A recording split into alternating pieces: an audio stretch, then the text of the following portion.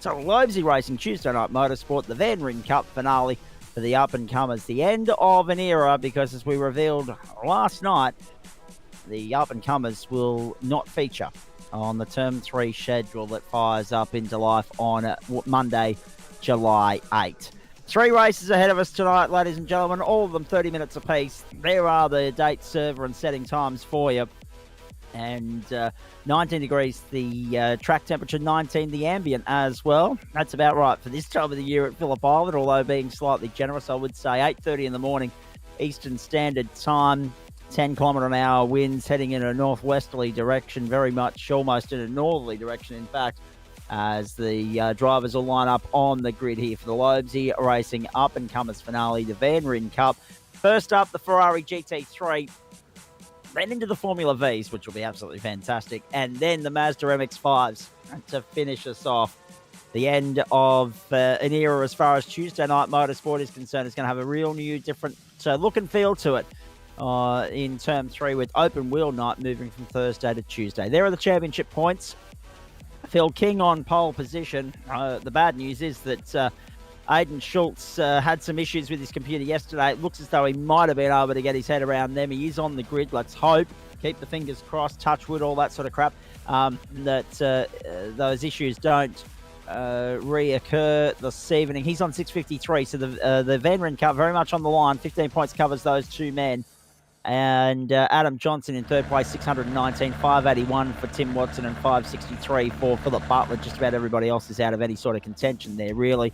Adam Lavis is alongside yours truly, Zach Caben. Let's have a look at the grid for race 1 of the night. Their third last race of the campaign. Pete Matson and Phil King on the front row. Adam Johnson, Phil Butler the second row. And Dan Bartish alongside Jacob Vickery on the third row. Aidan Schultz, Tim Watson the fourth row. Michael Ladder and Aaron Bryan from row 5.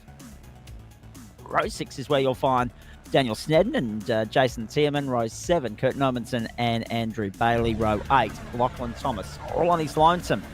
And unfortunately, we're going to have one whole roll-up lap to ease into the night, ladies and gentlemen, rather than just ripping the Band-Aid off and sending it. The safety car will lead this field around for a full formation lap before we start the 30 minutes counting down here, which means, Adam Lavis, as we welcome you, it's a good thing that the service settings have been slightly adjusted for tonight, because we will need that 5 minutes of carryover time between the two servers so that everybody can get into the next one and start qualifying for what will be a magnificent Formula V race here very shortly. And then, of course, we finish it off with the Mazda MX-5. So we'll have standing starts for the next 2 races, but a rolling start first up.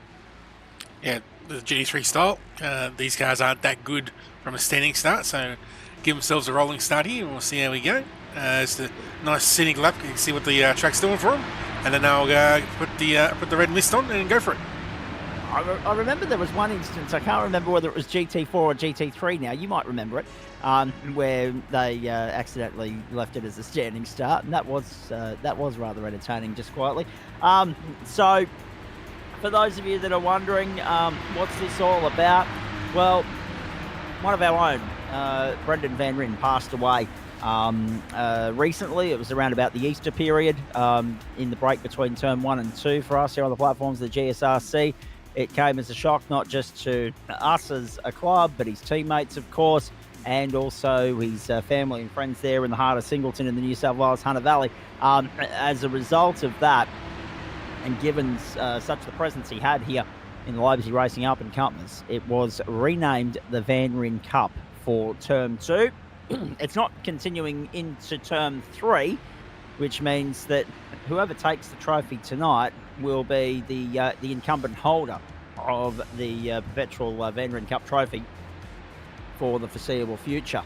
And to be fair, Adam Lobezy, that would have been a tough decision for the committee to make, to bench what's been a mainstay for us here for so long. But as Joe Baldwin correctly explained and elaborated last night, the up-and-comers originally was about blooding the new life of the Gentlemen's Sim Racing Club, giving these newcomers to the caper a place to shine, and we don't have so many newcomers these days. A lot of these guys are regulars across all of our servers, across all of our championships, and some of them are very successful. That is very correct, because a lot of these guys, they might not be at the pace of a Denchi or a Hobbo, but they've still got plenty of pace on board in perspective. But that being said, though, the introductory formula, it's still going to keep some of those themes about trying to get those guys in. Hopefully, if a couple of the old hands come in, be willing to give the younger guys some pointers, help them out, get them up to speed. That's the aim of the game. So 15 points the advantage that Phil King enjoys over Aidan Schultz tonight as we get set for the grand finale. And it's Pistol Pete Maxson that'll bring the field to green. We're underway with race 1 of 3 for the night. The Van Ryn Cup up-and-comers finale for Lobezy Racing on the platforms of the Gentlemen's Sim Racing Club, and it's a clean start from all and sundry on the run to turn 1.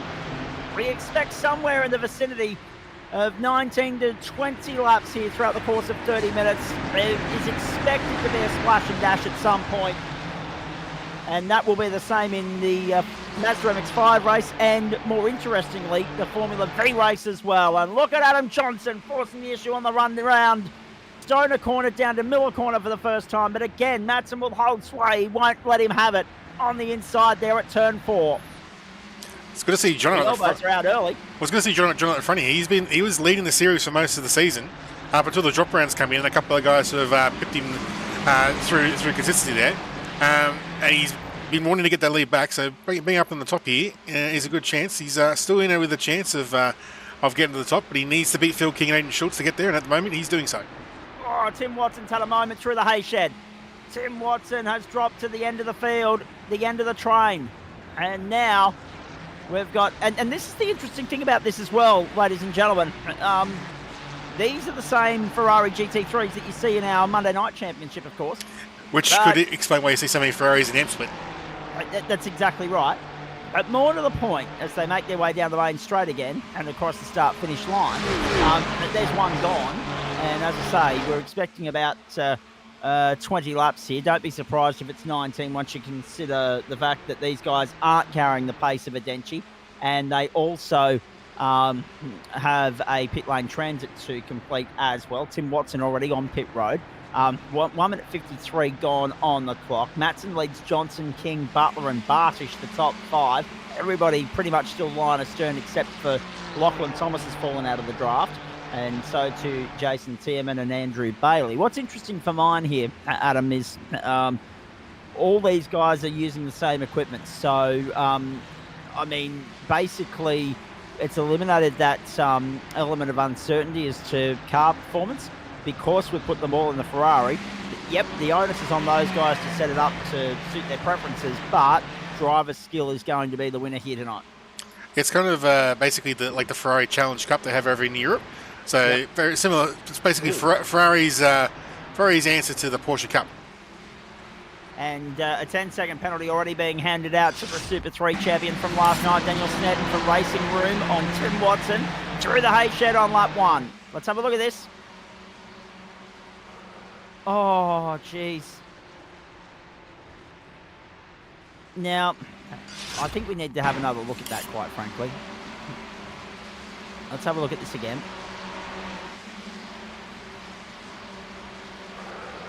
Oh, I tell you what, it's a tough one. It's a tough one. Neither driver giving there, and not much room considering they were both going for the same inside ripple strip. Tough call, but race control has to make them occasionally. Daniel Snedden's already parked up for the night. He's out of business. So that's disappointing. And there's Daniel Snedden now. Actually, that's explaining why he's parked up and out of business as an off-track excursion on the inside of the hay shed that time around. So rather than serve the penalty, it's just a hard rage quit. Our first one of the night. We didn't actually acknowledge too many of those last night, but the old rage quit back in business. Pete Matson. Oh, Adam Johnson's off the road, and Kurt Nomanson as well. That's a replay with Kurt, but Adams is live. And we'll have a replay of it for you in just a moment. Adam Johnson plummets down the order to 10th place. This is how. Uh-oh. I feel as though we might be going skateboarding here. Yep. Oh, he did well. He kept it off the wall. He kept it off the banking. Because once you get up there, you're grinding Tony Hawk style along the rock. And sometimes you get stuck there and you don't get off. So 4.5 minutes gone. Matson the leader by 2.53 seconds. Phil Butler, Phil King, Dan Bardish, Aidan Schultz the top 5. Very different car setup in terms of the 3 that we've got on offer tonight compared to the 3 we had in the grand finale last season. And a much better circuit too, Phillip Island instead of Winton. But what's going to be interesting here is who chops and changes the best between the 3 cars and the 3 servers tonight. Who can skip from the GT3 Ferrari into the open wheel of Formula V back into the Mazda MX-5 the best. Throughout the course of the season, these guys haven't done this. They've raced a select car 1 week after the next. So now, all 3 of them being combined for a night of skill test, if you like, here at Phillip Island. But the best performer across all 3 cars is the championship leader, Philip King. 278 points in the GT3, 292 in the V, and 265 in the Mazda MX-5. And it's important to note that he has been one of those men that have been, well, they're all thereabouts, Adam Lavis, when it comes to the Formula V throughout the course of the season, as you know well, because you've encountered him on track many a time. Yeah, Kingy's really, really come forward in the Formula V. He's right there very often in that front group. But yeah, in the up-and-comers, I think that's Butler. Butler's had a mistake. We'll get to that in a second. But yeah, so far in the up-and-comers, with the current, if you divide the cars into their own mini championships, Kingy is leading all 3. But of the 3, this one's the closest, with only like 3 points separating the top 3. So there's still mini bragging rights to play for in each individual car's championship, as well as the main championship at the end of the night.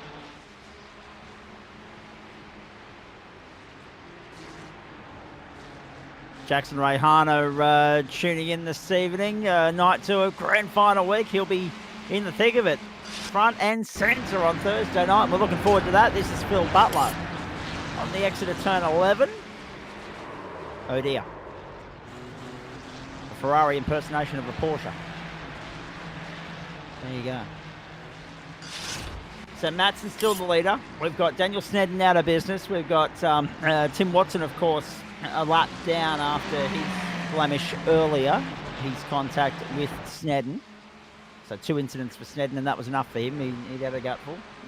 We'll see if he arrives back on the grid for Formula V or the Mazda MX-5. And that is the good thing, ladies and gentlemen. The beneficiary of tonight will be anyone that is running a little bit late, that misses the first server, because it's not 3 races in one server tonight. It's 3 races, 3 different servers, 3 different cars, as off goes Kurt Nomanson again.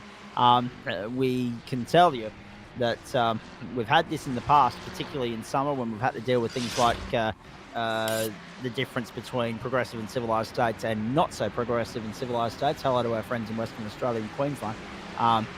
Drivers have often run late, so they've missed server 1, but they've jumped in for races 2 and 3.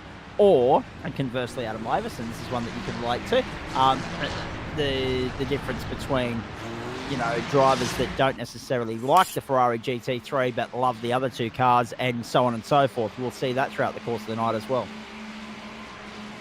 Indeed. We have had, the last couple of times we've broadcast this, we have had, it's usually the bulk of the field, so at least a dozen to 14 of these guys will probably stick out the whole night. But there might be 1 or 2 that swap in and out over the course of the night. So be interested to see if we get any extras in the next race, and if anyone of these guys drops out, and then we'll see how we go. But they're decent field, 15 cars, nice decent field of the up-and-comers. They're usually in that sort of mid-teens to high teens area. Sometimes they get over 20. They're having a great night. So good to see a few of these guys out here and having a good crack in the Ferrari.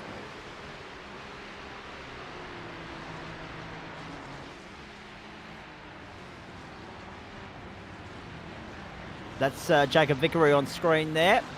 And, yeah, all your requests can be... Whoa, there goes Vickery. Round. Caught it, but he's going to lose some ground. And that was live. Vickery drops down to 8th in the order ahead of Thomas, Nomenson, Johnson, all the guys that have already run into trouble. And Johnson's had another moment. So too Nomenson. Oh, dear. Tierman down in 13th as well. All those, now you might recall if you were watching the broadcast last night, as we watch Adam Johnson have another moment. Now, was this in a bid to avoid? Yep. Had to take to the grass to take evasive action on Nomenson there, did Adam Johnson. You might recall last night, if you're listening to the tail end of the broadcast and what was a very long post-race show, it went almost as long as the race from Road America itself. Joe Baldwin said that he might have some news that he can drop during the broadcast after the committee meeting tonight. We'll hopefully have Joe in here a little bit later on in the evening to share some news with you all. However, before that, if you are chasing certain tracks and certain race formats for next season, may I just subtly or not so subtly suggest that the committee are happy to negotiate for pineapples and then some in committee meetings in the Discord server. And by pineapples, I mean half centuries. So, we'll wait and see what comes of that. There's always some drivers that are left very displeased by the calendar and the track's selections, and there are some that, you know, are very happy with what they get. So you can never please everybody. That's the joy of trying to run a club with 450 plus members. The Fez, since the tyre update in Season 2, is a bit of a handful on corner exit. Lead football punishes the advice from Benny in race control. Good on you, mate. Thank you. Whoa, jeez. Johnson, forceful on the inside at 1 to displace Thomas and move back into 9th. It's interesting too, isn't it? All those little patch updates, they always make a difference, don't they, Adam? And you know this because you've driven as many cars as anyone else in the club here. Whoa, that's forcing the issue. That's Phil King on the outside and Darren Bardish on the inside. Bardish goes to 2nd. King back to 3rd. Through the hay shed.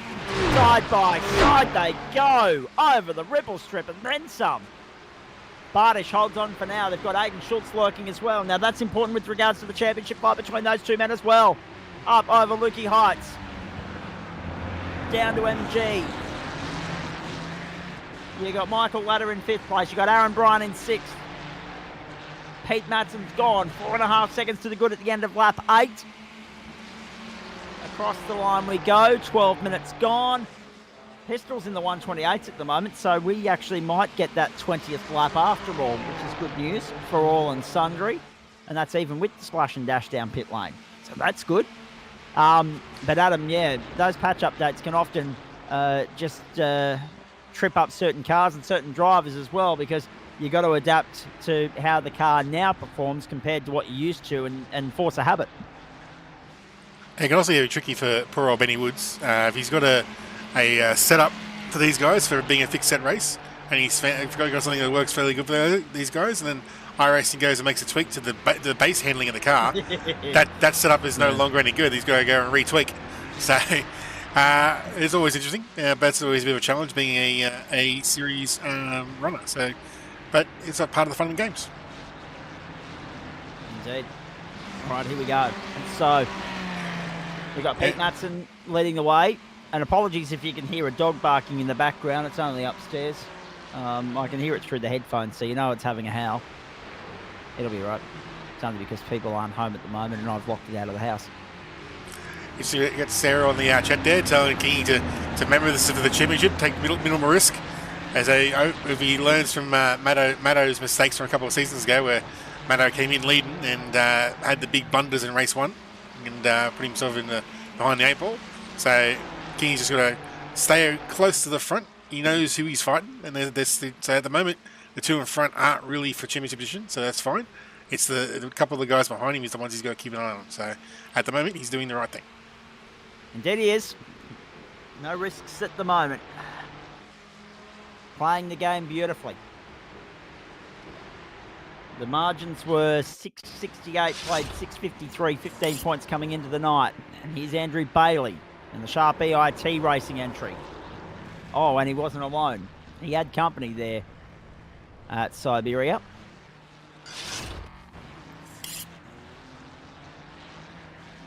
This is Tim Watson, who's having a shocker of a night, it's fair to say. He's already nearly a lap and a half down. Jason Tierman now as well joining that train as cars to be a lap down in this car race. Kurt Normanson will be the next one in line to go a lap down. We know that Dennis Stanton's out of business. We go back to Michael Ladd. Like I say, Mickey Ladd here, he's having a really good run, keeping up in the top five. How good's that livery look too, just Coyley? Classic Ferrari livery. Exactly. Nothing wrong with going classic old school. Yeah. A little bit of the Italian feel, the Shell logo. Oh, he's nailed it. Well done. Main straight again. Lap 10 in the books. We start lap 11 at the halfway mark of the race. Pete Matson, Dan Bardish, Phil King, Aidan Schultz, Michael Ladder, Aaron Bryan, Phil Butler, Jacob Vickery and Adam Johnson. Now, the fact that Kurt Normanson came in at the end of lap 8 and he was stationary for 7.92 seconds, not sure whether that was a fast repair or whether that was his compulsory CPS fuel top-up to get home to the checkered flag. Interesting. We'll follow that with interest only because the only drivers that have been in the pit lane so far, Adam, are those that have had incidents or shortcomings. Well, yeah, if you see one of these other guys just pit for the sake of pitting, we'll be able to get a reference on their pit time, and we'll see if that is a legible stop. He's always got a keen eye, the bloke that's just slid into the commentary box to say hello to us. He's always got a keen eye on any race on the platforms of the Gentlemen's Sim Racing Club, particularly for drivers that aren't assigned to a team or haven't been recruited by a team. He's been very busy getting the checkbook out and bringing people to the table throughout the course of the season. He revealed his hand last night that he's done a little bit more recruiting on the fly. His name is Greg Heaney. He's in the booth once more. Hello, mate. How you going, Zach? Very, very well. I take it you're hard at work getting liveries done, getting some testing in the can, and you thought you'd just drop in and have a chat with us? Well, yeah, watch a bit of motorsport. Isn't that what we're all Nothing wrong with that. Nothing wrong with that at all. You're welcome to stay as long as you like. Hey, interesting to get your thoughts on this as well, because these guys, no wonder we've had such a strong Ferrari presence throughout the course of the season in GT3M, because we've got all these guys running a Ferrari GT3. Where do you sit with it? Because you do your fair share of both. Do you like one make racing, or do you like, manufacturer variety and diversity? It doesn't bother me terribly much. I do like the diversity, but certainly one make racing certainly brings the cream of the field to the top, or the cream of the crop to the top of the table, if you will. So you'll see people that are better with that car, particularly with these guys running tonight. I mean, they're obviously running a fixed setup. It's going to make you drive to the setup that you have, or at least try and find where you can exploit that setup to a degree. It's like, okay, well, how far can I push it in this point compared to that point? And it's going to make you go faster. Indeed. And we've already seen evidence of that throughout the course of the GTM season. The guys that have been able to, build on the work that they've done here in the up-and-comers and apply it to racing amongst the other drivers and the other manufacturers in those extended longer races and even sprint races as well. Here's Pete Matson on pit lane, so there is a critical number. Bit of an odd choice by Pete, unless everyone's coming in next lap. Well, this is exactly right. It's interesting that he was stationary for 10.8 seconds, Normanson only for 7.9. Matson back out onto the road, and still ahead of Phillip Butler and Lachlan Thomas, who are the other two to stop on this lap. Interesting that we were wondering when the splash and dash would come and where it would happen. We're nowhere near empty tanks yet, or otherwise everyone would have bailed on that lap. But at least we have an idea of what our fuel range is. Kurt's obviously had the belief that he could get home from lap 8. Pete's got it out to lap 12. So, I mean, 8 and 12 is 20, and we think this is going to be a 20-lap race. So that makes a bit of sense. Jackson Rayhan, not a fan of Maddo's move there, encouraging him to run it long. Too late now, mate. It's already done. The damage is already done. Yeah. Off track goes Adam Johnson again. He's become rather well acquainted with the off shoots and outskirts of the Phillip Island bitumen tonight already. But he has a habit actually of doing that. It doesn't matter what the circuit, what the format, what the car. He gets well acquainted with all parameters of the real estate in which we're playing on. Here's Aaron Bryan and Michael Ladder onto pit lane. We keep our eyes on Dan Bardish now as the race leader. The effective race leader will still be Pete Matson as they come round this time by. Bardish and King continue on, and Schultz is back there in 3rd place. I'm very excited to see how the half-hour Formula V race goes around here. I feel as though it's going to be one of those situations where I may just have to pace myself. Because it's not like a 10 or 15 minute affair like what we're going to have on Thursday night from Magello, of course. 30 minutes, all or nothing, rip in, winner takes all. Cannot wait.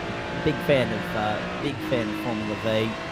Sad to see it leaving in terms of full 10-week championship capacity, but excited to see it staying on in the introductory Formula Championship that will be launching here on July 9.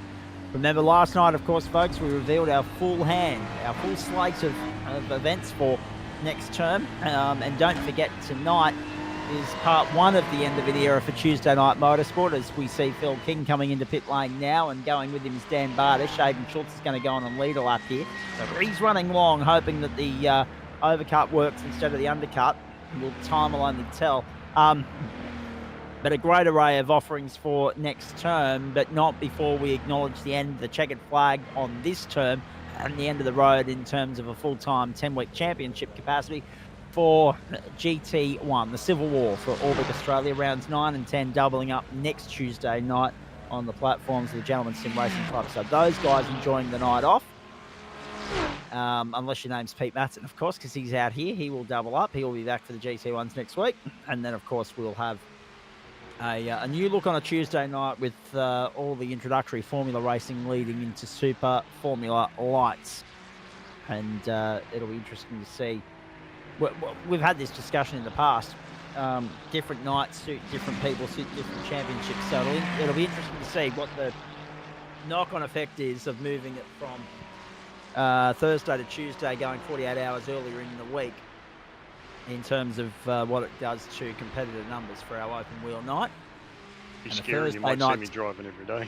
Yeah, true. And a Thursday night, Greg, actually is looking real appetising once more, because we've got the LMB2s first up, so we're going to start fast, and we're going to finish with some more one-make racing with the Porsches. So a lot to be excited about next term already. Here comes Aidan Schultz to pit lane. Let's keep an eye on this. We're 22.5 minutes into the race. Where the hell did that go?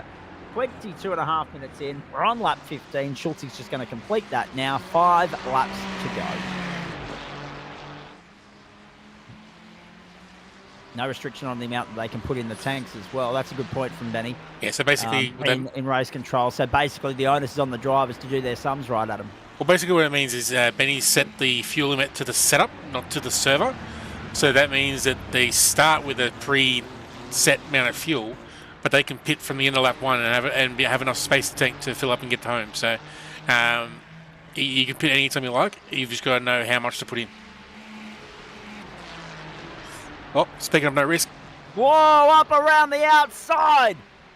Phil King, a big send at 1. I think that was more Aiden coming out of the pits there, and Phil sort of almost had the spot back, but Aiden's managed to get the undercut, or the overcut. Aidan Schultz. Oh, wow. So Aiden Schultz is found away by Phil King. The undercut has not worked for Phillip, and Aiden has one hand on this battle. But it's not over yet. He's got to hold on for another 4 laps once they get back to the line. 4 laps when they get back to the line. Still so many opportunities for Phil King to have a crack here, but Schultz plays a good defensive game. He's not going to make this easy for Phil King now. It's Quantum Motorsport versus Blackwells Racing. Championships on the line. Every point so critical, especially for Schultz, who comes in with that 15-point deficit, who at this point last night was not looking like he'd be on the grid at all.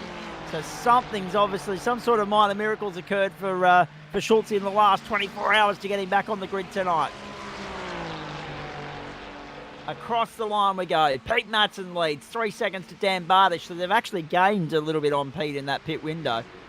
2 seconds back to Schultz, who has 0.1 of a second on Phil King, but he's not game to have a look just yet. So this is not afford to put a foot wrong though, Adam. Well, the difference between 3rd and 4th is 4 points per race, so that's 4 points in a 15-point battle. That's a good chunk.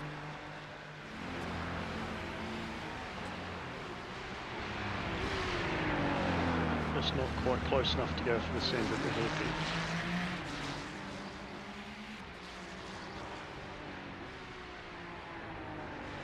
But would you want to go early, or would you want to leave it until maybe 2 laps to go? I mean, is it too early to have that lunge now, Greg? If it was you, would you be having the lunge now or later? I'm sitting in his mirrors playing mind games with him. Probably go for it out of the last corner and down the front straight. I love it. I love it. Up over Lukey Heights, down to MG. Schultz goes defensive. King not brave enough to go around the outside to put it on the inside for 11. He tucks in behind and follows him through. Will Schultz withstand the pressure here? 3 laps to go. Madsen leads by 2.5 to Bardish. Schultz is another 2.5 back. And then Phil King down the main straight. Nothing in this. Have a look at the slipstream, the draft, the toe. Schultz is holding on for the moment. And Bardish is starting to reel Maddo back in here about half a second a lap, so is he going to run out of time though? Rayhana believes that you should just take the jockeys if they're on offer. Grab them now, snatch it while they're there. And I love that, because too often, and we saw it in parts last night, too often we have this temperament that we like to sit in and follow the leader and then, wait. But time is of the essence now. There's only 3.5 minutes to go. Matson, Bardish, Schultz, King, Bryan, Butler, Vickery, Johnson, Ladder, and Normanson the top 10. Hey, well done to Kurt for perseverance. He's going to get home, and he's going to do it on the lead lap, and he's going to do it in the top 10, provided that nothing sinister happens in the next 3 laps. There will be in total 14 finishes. Daniel Snedden, the only retirement, provided that everybody gets through these last couple of laps. Sure, Jason Tierman's a couple of laps down, and Tim Watson's a lap and a quarter down, but it's been quite the show. 2 distinct battles on circuit at the moment. Phil Butler, Jacob Vickery, one of them for 6th. That's the battle you're looking at on screen at the moment. And Phil King still hounding Aiden Schultz. I reckon he's close enough to have a sniff at turn 1. Agreed. Let's wait and see. 2 laps to go for Pete. Great to see Matson back in form as well. Great to see him on the grid. We know it hasn't been a full tilt at the championship for Pistol. He's been in and out throughout the course of the campaign, but right now he's there when it matters. He's in 11th place in the championship, 336 points. He's looking to go out on a high. Will it overshadow the championship fight? We hope not, but it's nice to see our mate back, firstly, in the rig, and B, at the front of the field. 2 minutes to go. King's right there. Still hounding Schultz. What King needs to do is Schultz. Oh no! Oh no, he's looked it. He's gone. And that could cost him the next position as well. Have a look at Aaron Bryan coming up on the outside. Bryan's got him. King drops to 5th. Championship implications right there. That could be a double whammy too, because if Kingy was on a 0x2, that's also that point's lost as well. Exactly. Oh boy, oh boy, oh boy, on a night where every point is so critical and every moment is so costly. That's not what he wanted. That's not what he needed. Just watched it back. I think it was grabbing the brake mid-corners, unsettled the car. The plus side for Kingy though is, as we said, this is the closest battle he's had throughout the 3 cars. He's had a slight edge in the other 2, so yeah, that's where he's going to rely on, is being able to get keep those point gap in the next few races. 1 lap to go. Matson's on his way home. Vickery's all over the back of Butler. And King is still there with Brian. Lachlan Thomas off the road coming through Siberia. Aiden Schultz still on 0x. Unfortunately, Kingy was, but isn't anymore. And those little bonuses make all the difference when it's so tight. It's funny what pressure does. And we thought that King was the one trying to put the pressure on. In the end, it was the opposite. He couldn't withstand it. He cracked under it. Schultz, he withstood the pressure beautifully and is about to net a podium. I think that goes from being a 4-point margin, the difference, to now being like a 9-point with the bonus point and the opposite lost position. Extraordinary stuff. Great to see this bloke in charge of the field from start until finish. Led just about the entire way. Last turn, checkered flag. Hello, Pete Matson. Victory lane at the island.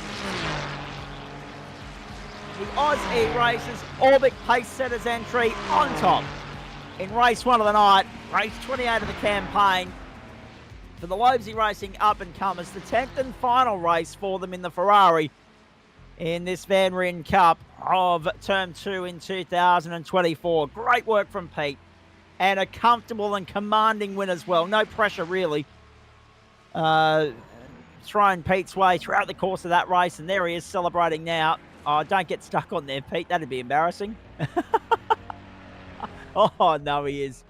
Can you believe that? I love the dedication to the craft. He was trying to celebrate, but he got stuck on the rock like a skateboard. Magnificent. Dan Bartish in for second. Aiden Schultz was third. Edged out Aaron Bryan, who just held off Phil King. That now tightens things up real nice as far as this championship fight is concerned between Phil King and Aiden Schultz. By G. It whets the appetite for what's to come, and we know that Phil King is particularly strong in those Formula Vs, so that will be where he needs to make his mark in just a few moments' time. Phil Butler in for 6th, Jacob Vickery, Adam Johnson, Michael Ladder, and Kurt Nomanson came home in 10th. Lachlan Thomas, 11th. And Andrew Bailey's going to come home in 12th. Tim Watson and Jason Tierman a lap down in all of that. Oh boy. Greg, what about your thoughts here at this point as I bring all these drivers in? And I know one of them's going to be smiling like a Cheshire cat, no doubt about that. And the other 2 are Phil King and Kurt Nomanson. But what I wanted to get your thoughts on, mate, is the impact that the up-and-comers has had on the club. And I know I'll ask Pete about it in a moment as well. The fact that this is the end of the up-and-comers as we know it. Everybody's going to be in an introductory formula in an open wheel setting from next term. But the up-and-comers has been a brilliant platform for new members of the club, hasn't it? Oh, most definitely. You've got to cut your teeth somewhere. And yeah, the up-and-comer series has been great. I mean, every now and then I'm tempted, like looking at some of the names that I'm seeing in there, I'm racing against them in other series as well. So I'm very tempted to throw my hat in the ring just to have a turn, a few laps with the guys, just to see how they go. And I haven't done it, but being that I'm running in the pros with the GT3, so I'm like, oh well, I'll take a step back from the up and comers and let the boys learn their craft and progress from there. But yes, it's a fantastic feeder platform for the rest of everything the GSRC does.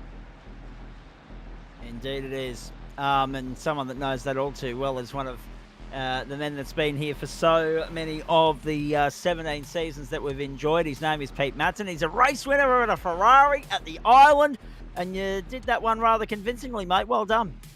Thank you. I waved to Barney as I went past. I'm like, yeah! No, it's awesome.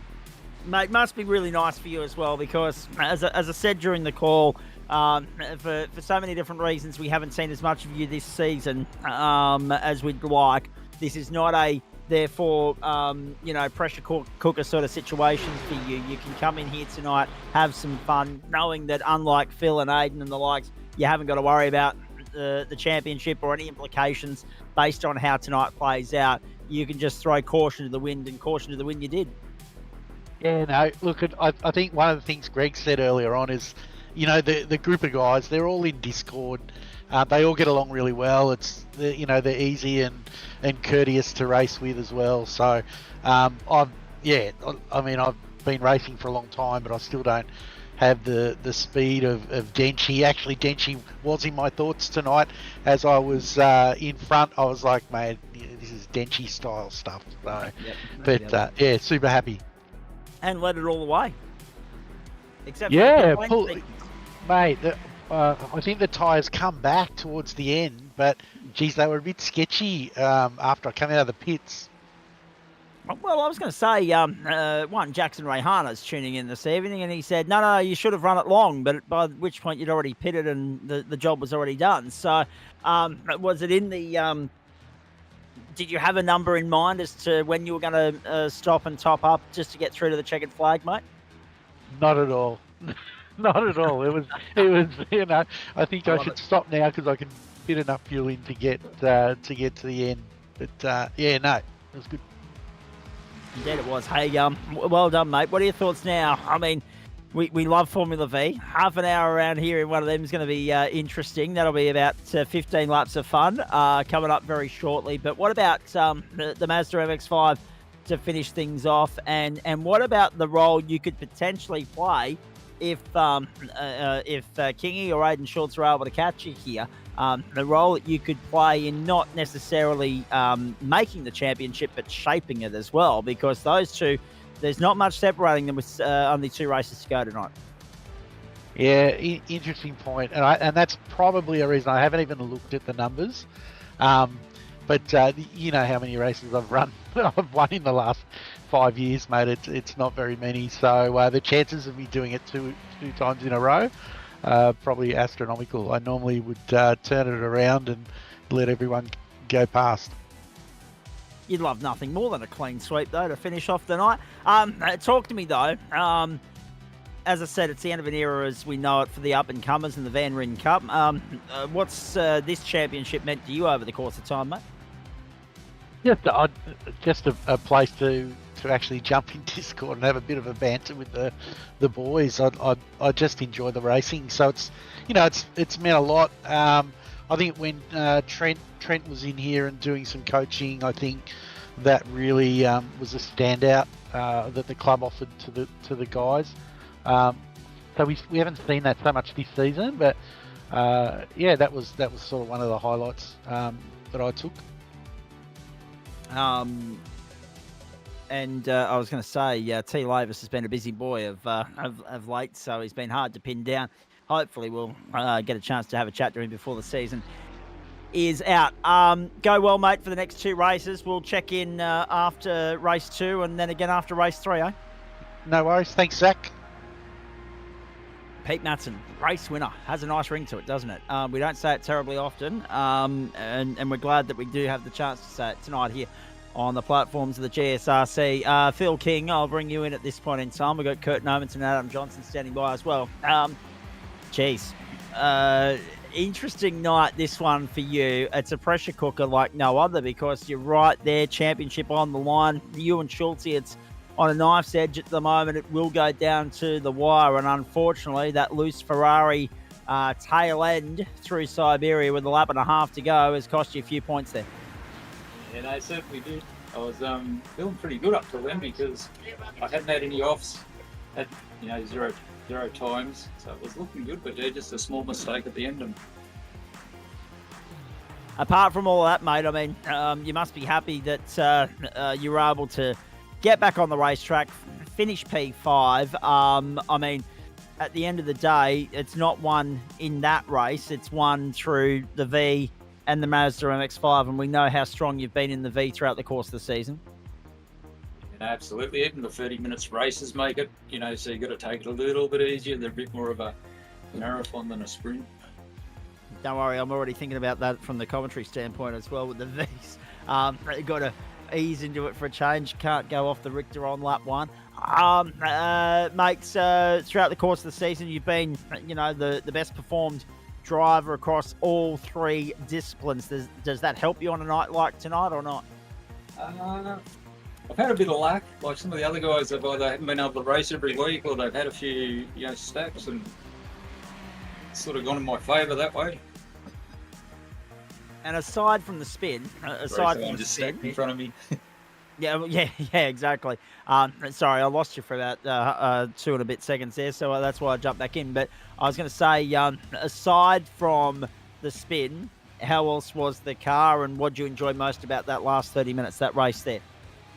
Yeah, the Ferrari's good. That's why I love up-and-comers, because I don't normally race GTs, and I'm not very good at them, but just making me do the Ferraris already, improved a lot compared to how I normally go on them. So, I love the up-and-comers. It's even if I think back, the amount of times I've raced, it's just improved so much. So big credit to Lobezy for sponsoring it. Really appreciate it.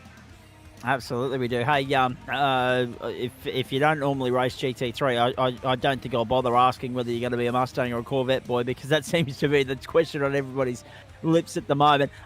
We know that you're looking forward to the V. What about the Mazda MX-5, mate? Yeah, I've always been a favourite of the Mazda. I'm better in the slower cars. I'm just a bit old and the reflexes aren't as good, so the slower ones suit me, which is good. Don't worry, I'm young and no good in the reflex department either, so I'm levelling with you. And from a commentary standpoint, the slower ones often throw up the most excitement anyway. Go well for the rest of the night, mate. We need 3 finishes from you. You've got 1, it's between you and Schultz, and we know that, so we wish you well. I appreciate it. Thank you. And everybody there in King headquarters got their fingers and everything else crossed that he can get the W and get the job done tonight. Hey, actually, Pete Matson's still here. Do we ditch the loyal Ferrari now in favour of a Corvette or a Mustang now? I'm not I'm going to have to go the Mustang. Good boy, welcome. Yeah, I don't own it, so I don't own a Ford. So that's all right. I'm sure Orbic will come to the table for you. Yeah. They'll happily sponsor a new car in the stable. I mean, what is it now? $15 or something like that? It's not much. Very good. Thanks, Pete. Greg Heaney's still here. We'll get back to him in a moment. Kurt Nomanson, Adam Johnson to you. Kurt, perseverance paid off. Yep, you had a couple of moments, but up 3 spots and a top 10 finish, mate. Well done. Yeah, I've not been a big fan of the Ferrari. That's why I sort of don't drive it in the GT.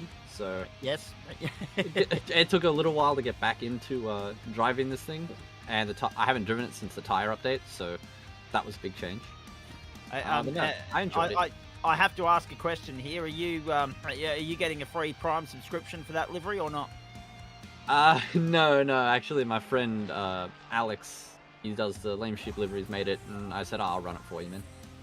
Very nice. Put it out there. Very nice. No, I've been enjoying the coverage of the cricket, of course, coming out of the Caribbean and the USA with the ICC World T20, and more of that to come very shortly. In the meantime, the Ferrari done. As you say, you don't normally run it in the GT3, unlike a few of the others here that have doubled up because they're getting so well acquainted with it here. They may as well continue that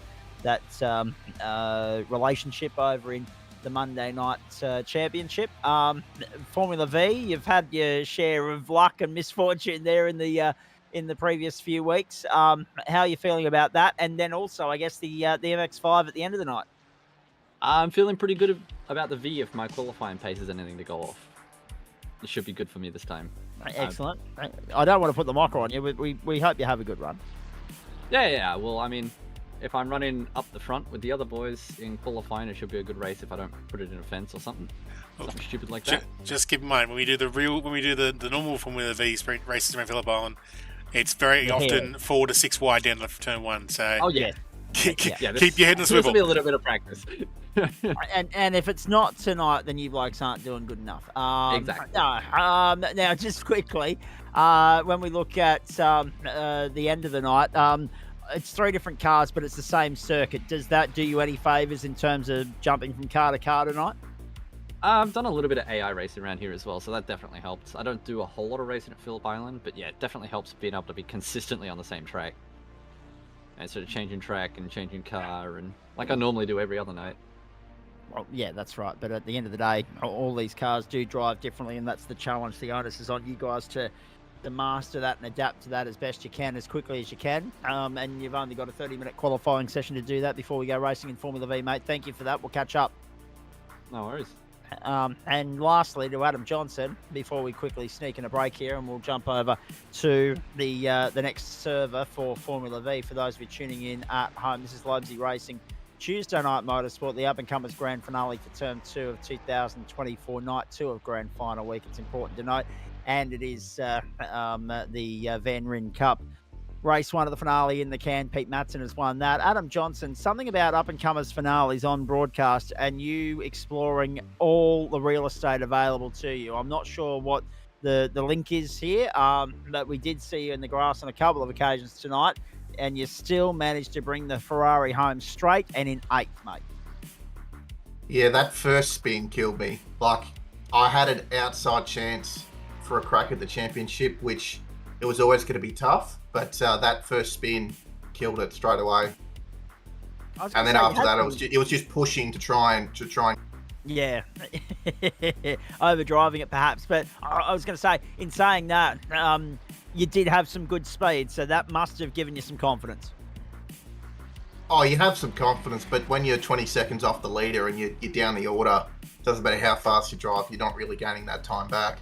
No, especially when you're not going to get a safety car to help you out either. I guess the other thing as well, when we have a look at the night that is, you said there earlier that you're in championship contention. I mean, yeah, that's perhaps fallen by the wayside here, but still important that you put the results together tonight, mate, to secure an outright podium in the championship again. Oh, 100%. It's like if you can't win, you do as best you can. Try and get on the podium is going to be a good result. So it's just 2 more races now. Try and get some good results. Exactly. Maybe a W in there as well. The president of the club, Joe Baldwin's just stopped on by. We'll have a quick chat to Trucker in just a moment too, folks. But before we let you go, Adam, Vs and Mazda MX-5s, your thoughts on both of those cars? They definitely drive differently. I think the V race is going to be the classic race to watch.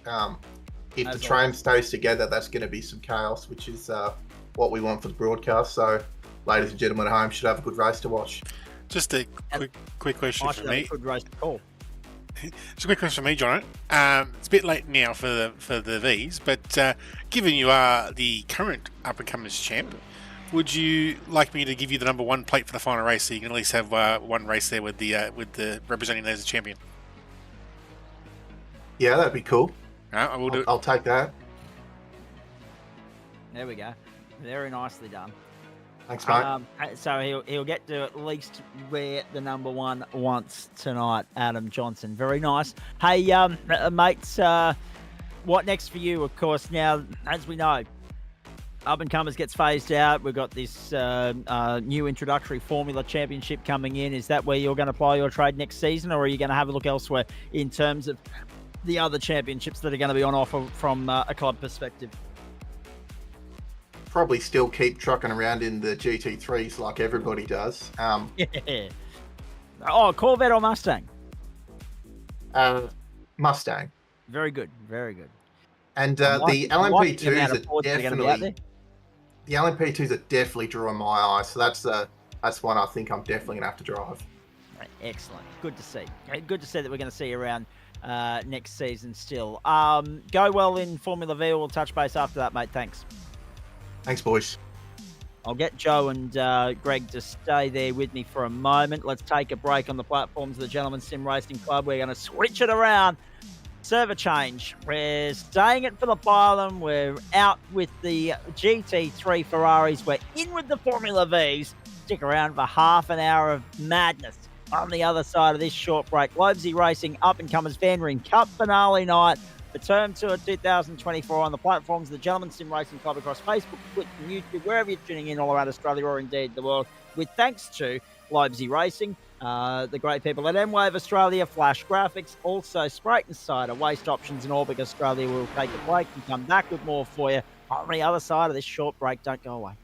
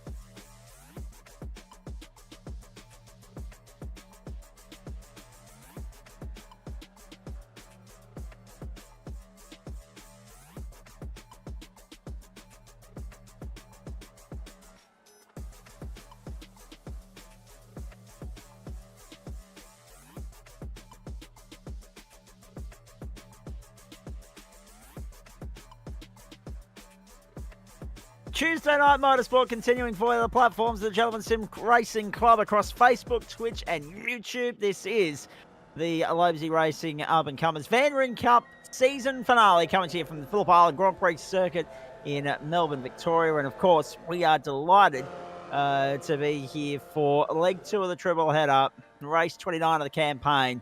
This will be, of course, the Formula V portion of the program. 30-minute race ahead of us here, folks. And then on to the Mazda MX-5 Cup to finish it off. So we started tame and we're working our way up in terms of the intensity.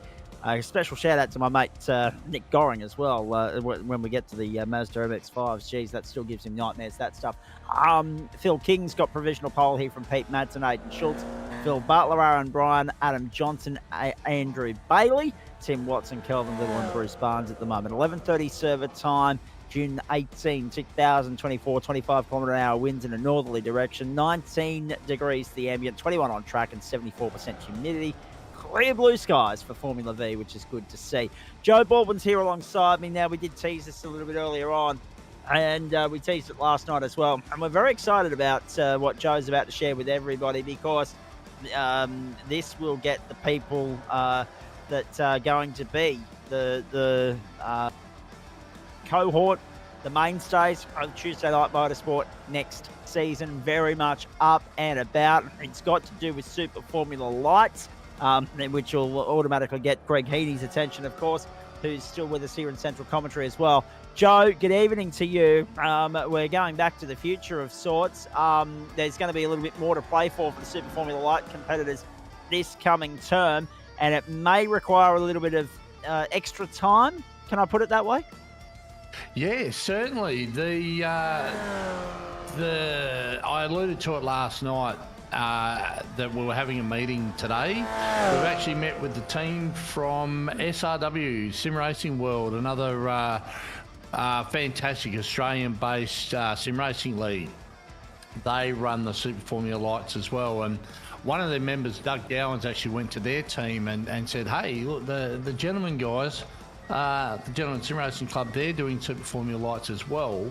And he put forward an initiative that they've come to us with, that the top 20 guys in our series over the course of the 10 weeks, and the top 20 in their series, which they run on a different night. They actually run theirs on a Wednesday night, I think they said to me, are going to qualify for we'll run it between seasons C and D. There's going to be like a Club V club race. It's going to be like set up like a nationals, you know, a head-to-head between two, what I think is probably two of the premier leagues in the country. Actually, not trying to, you know, anything, but SRW is they're a very strong league. So yeah, that's something that they're on board with. We're certainly on board with after the meeting. Josh and I had a meeting with them tonight that went for about an hour, and nothing but positive things come out of it, Zach. So it's certainly something that I'm excited for the club members. The only thing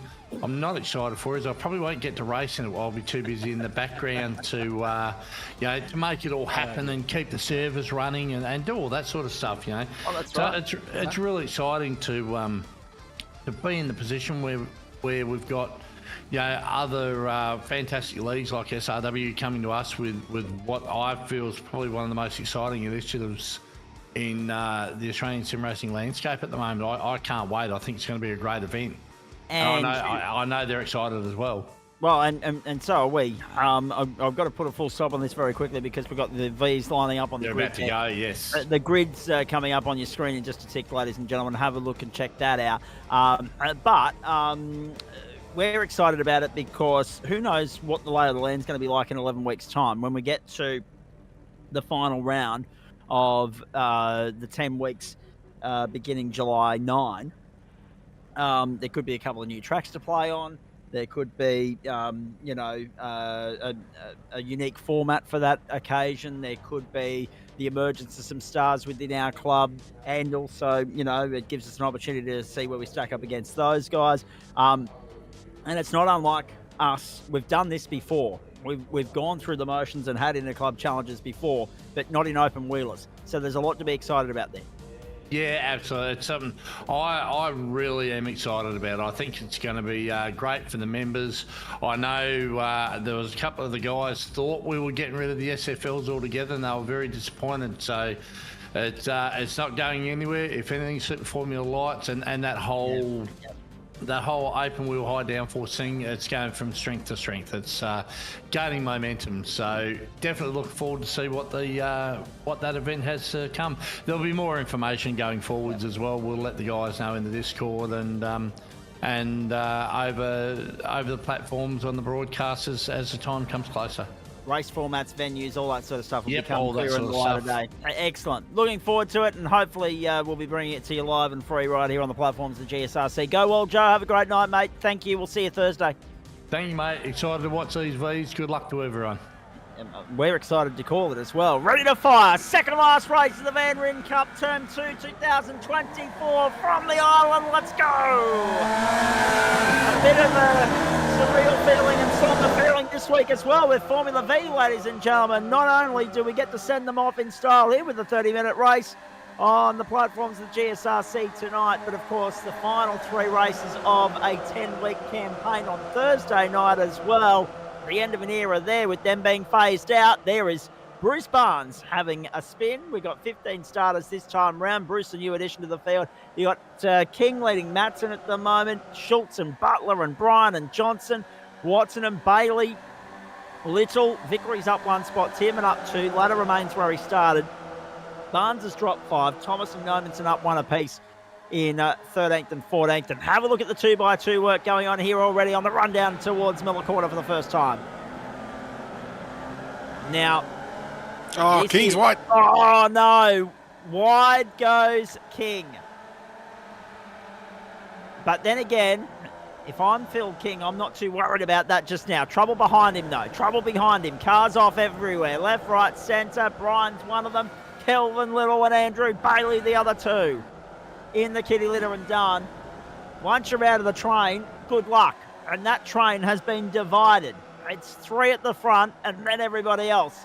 Johnson, the leader of the second pack. Watson, Thomas, Vickery, Tierman, Nomanson and Ladder in behind him. Oh, more trouble at Lukey Heights. So already the spice, the substance, the flavour, the flair out of this one has already been sucked up and evaporated. Because we're left with just 3 at the front. Last man standing kind of thing. If you're Phil King, you don't want to be leading now because you want to be leading at the start-finish line. If you lead them onto the straight, there's a chance you're going to get gobbled up before we get there. Down we go. Here's a dress rehearsal of what you're going to get in 15 laps time, ladies and gentlemen, at the end of this thing. Down the main straight across the start-finish line. King in the draft. Schultz down the inside. Gobbles up Matson. Gobbles up King. Goes to the lead on the run to turn 1, but King will fight back and force the issue around the outside. And hold sways. They get to Lukey Heights, to the Southern Loop, I should imagine. No. Schultz has been able to cover him off. So it's going to be very entertaining here, I must say, for the next 15 laps. Have a look at this. Down the inside. 2x2 they go. That's Thomas and Vickery, Latta, Nomanson and Butler. That train of 5 all trying to latch on to Jason Tierman. Meanwhile at the front, there they go. Phil King, Aiden Schultz. Phil King down the inside to lead Aiden Schultz. Pete Matson stuck back into 3rd. Will be a very interesting race here because, as I said, I didn't get to finish the point before we had our first spinner, and it's just been action aplenty since then. Thursday night marks the end of an era because we don't have Formula V in a championship capacity next term. You will see 2 weeks of Formula V as part of this elongated introductory Formula Championship that will essentially take the time slot held by, for ever and a day, the up-and-comers, at which point it'll be great to actually tune in and watch those 2 races. But yes, we won't have Formula V here for the entree or the main course on a Thursday night next season. So it's going to be a little bit disappointing from a sentimental standpoint. You know how much I love the Vs, ladies and gentlemen. It's often been the highlight of the week for me. So to watch them go out on a high here at the island, which has produced such great racing, and at Magello on Thursday night, which has also produced such great racing and will produce such great racing, we hope that we get the best racing imaginable as a send-off for the category. In the meantime, we're right on board with Pete Matson. We're at the end of lap 2. We've got 4 minutes on the clock done. We're going to have a splash and dash here too, folks. So 15 laps is about where we're headed with this one. A little bit of overtime attached to it as per usual to get to 15. Schultz leads. King and Matson still trading blows. Side by side there. King down the inside with his nose in front, and Matson up the outside trying to get the toe from Schultz. And King's left without a dance partner on the inside there. Maddo's going to sweep around the outside. They can't afford to get into too much of a squabble there without bringing Schultz back to them. If Schultz gets away, they'd have to stop squabbling and work together to try and sort of reel him back in. In the meantime, have a look at this.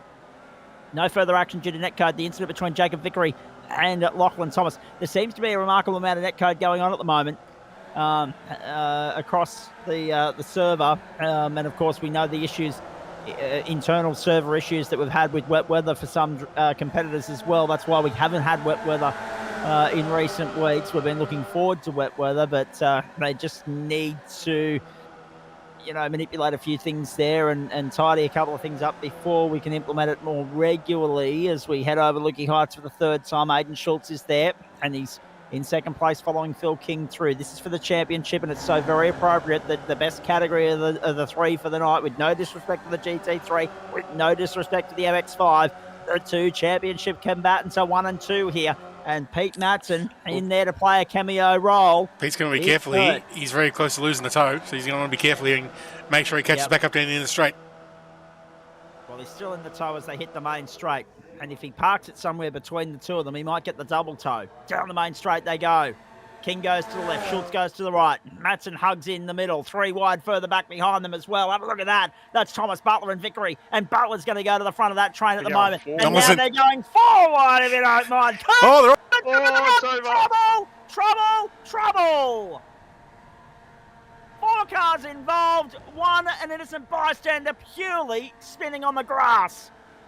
That was Kelvin Little, I think, in the KFC entry. No, Michael Ladder, my apologies. Andrew Bailey in pit lane, Lachlan Thomas on the tow rope, and that unfortunately brings that portion of the program and that 4-way fight to a rather premature halt. And it could have been worse. Poor old Michael Ladder had nowhere to go. Oh boy. And at this point in time, I should remind everybody, we've got Greg Heady, we've got Adam Lavis here as well, but the poor blokes haven't got a word in for the last 5 minutes. Hello, boys. So Lachlan's misjudged there. He thought he could move across. He's just done a little bit of a left hand down and went 4 wide. Not the best, not gone well. And he's also broken that front suspension too as well. So that's gone not too well for him. No, and he's parked up and he's done for the night. Unfortunately, he's been watching that for the last 2 laps. It was going to happen at some point. They're going 3 wide in turn 1. Not even some of our most credentialed racers within this club have got away with that.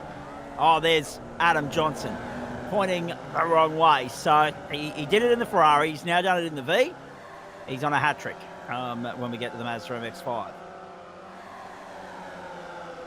And but the one thing about Jono, and I love it, is that he leaves nothing on the table. He goes 10 tenths, and he will still, even if it falls to the proverbial, he'll still keep ploughing on. I love that approach. Have a look at this.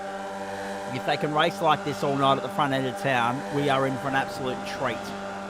21 3/4 minutes to go. King, Schultz and Matson, 1, 2 and 3. Matson down the inside. Schultz, he's hung out to dry. They need to try and stay with Phillip here. You can only imagine how jubilant the King household would be if he could get the W here. But at the same time, you can only imagine how nervous they are at the moment, waiting for that clock to tick down and hoping that he can just keep things straight and out of trouble in the meantime. Oh, Schultzy, right up onto the tail of Pete Matson there at the moment.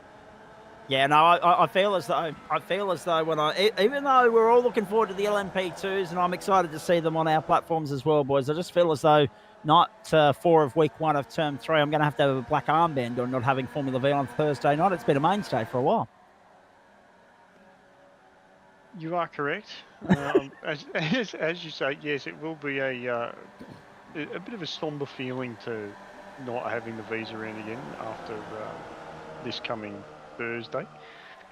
But I mean, take an upgrade. You've got the Formula Ford 1600.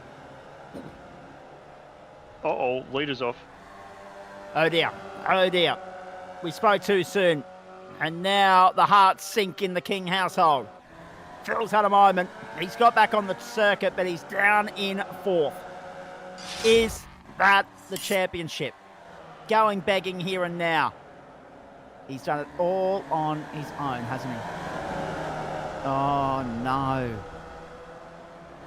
A slight touch of the wall. But he got it back on the black stuff. And I guess that's the main thing. Back down the main straight. Phil King now in the thick of it with Adam Johnson. Sorry, with Phillip Butler and Kurt Nomenson and Adam Johnson. So another 4-way scrap. Will this one end in tears as well? We wait and see. Johnson leaves the door open. King can't squeeze down the inside. And have a look up around the outside. Kurt Nomenson's there, having a good run. But King makes him pay for hanging it just a little bit too tough, too wide around the outside. The southern loop, and Sarah echoing the sentiments of everybody else at King headquarters at the moment, I would say, with that comment on screen. Down the inside to Miller Corner. King trying to make light work of Johnson, does so, moves to 4th, and the comeback is on, but poor old Timmy Watson is still 3.7 seconds down the road. I don't think he's got enough time to catch Pete Matson and Aidan Schultz here from this point forward.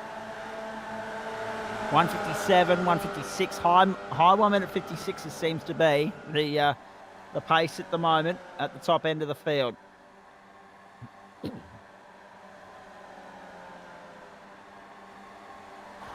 Boy, oh boy.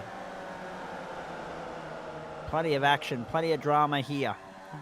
And hope you're enjoying it on the platforms of the GSRC across Facebook, Twitch and YouTube. As you can see, all of our comments seem to be coming in via YouTube at the moment. Benny Edwards, of course, Benny Woods watching on from Race Control. We'll get some thoughts from him a little bit later on. We've got the King family commenting as we go here. It's going to hinge on that final race in the Mazda MX-5s between him and Schultze, I'm sure. Schultze down the inside of Matson. Schultze's going to the lead. 24 hours ago, he was on the hunt for a new computer, a new setup. He's been able to find one. Sure, it was a little bit too late for the Super 2, Super 3 finale last night. But it's not too bad now as far as the up-and-comers are concerned, especially if he can get the W here.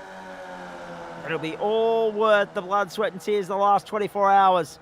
But Pete Matson's making a game of it here, making a play for it. He's already got the win in the GT3. He'd love to double up. And then what about the triple? Could he get the hat-trick in the Mazda MX-5 as well? Uh-oh, trouble at the top of the hill. And off the road for Jacob Vickery. Phil King responds with the fastest lap of the race, 1 minute 56.803.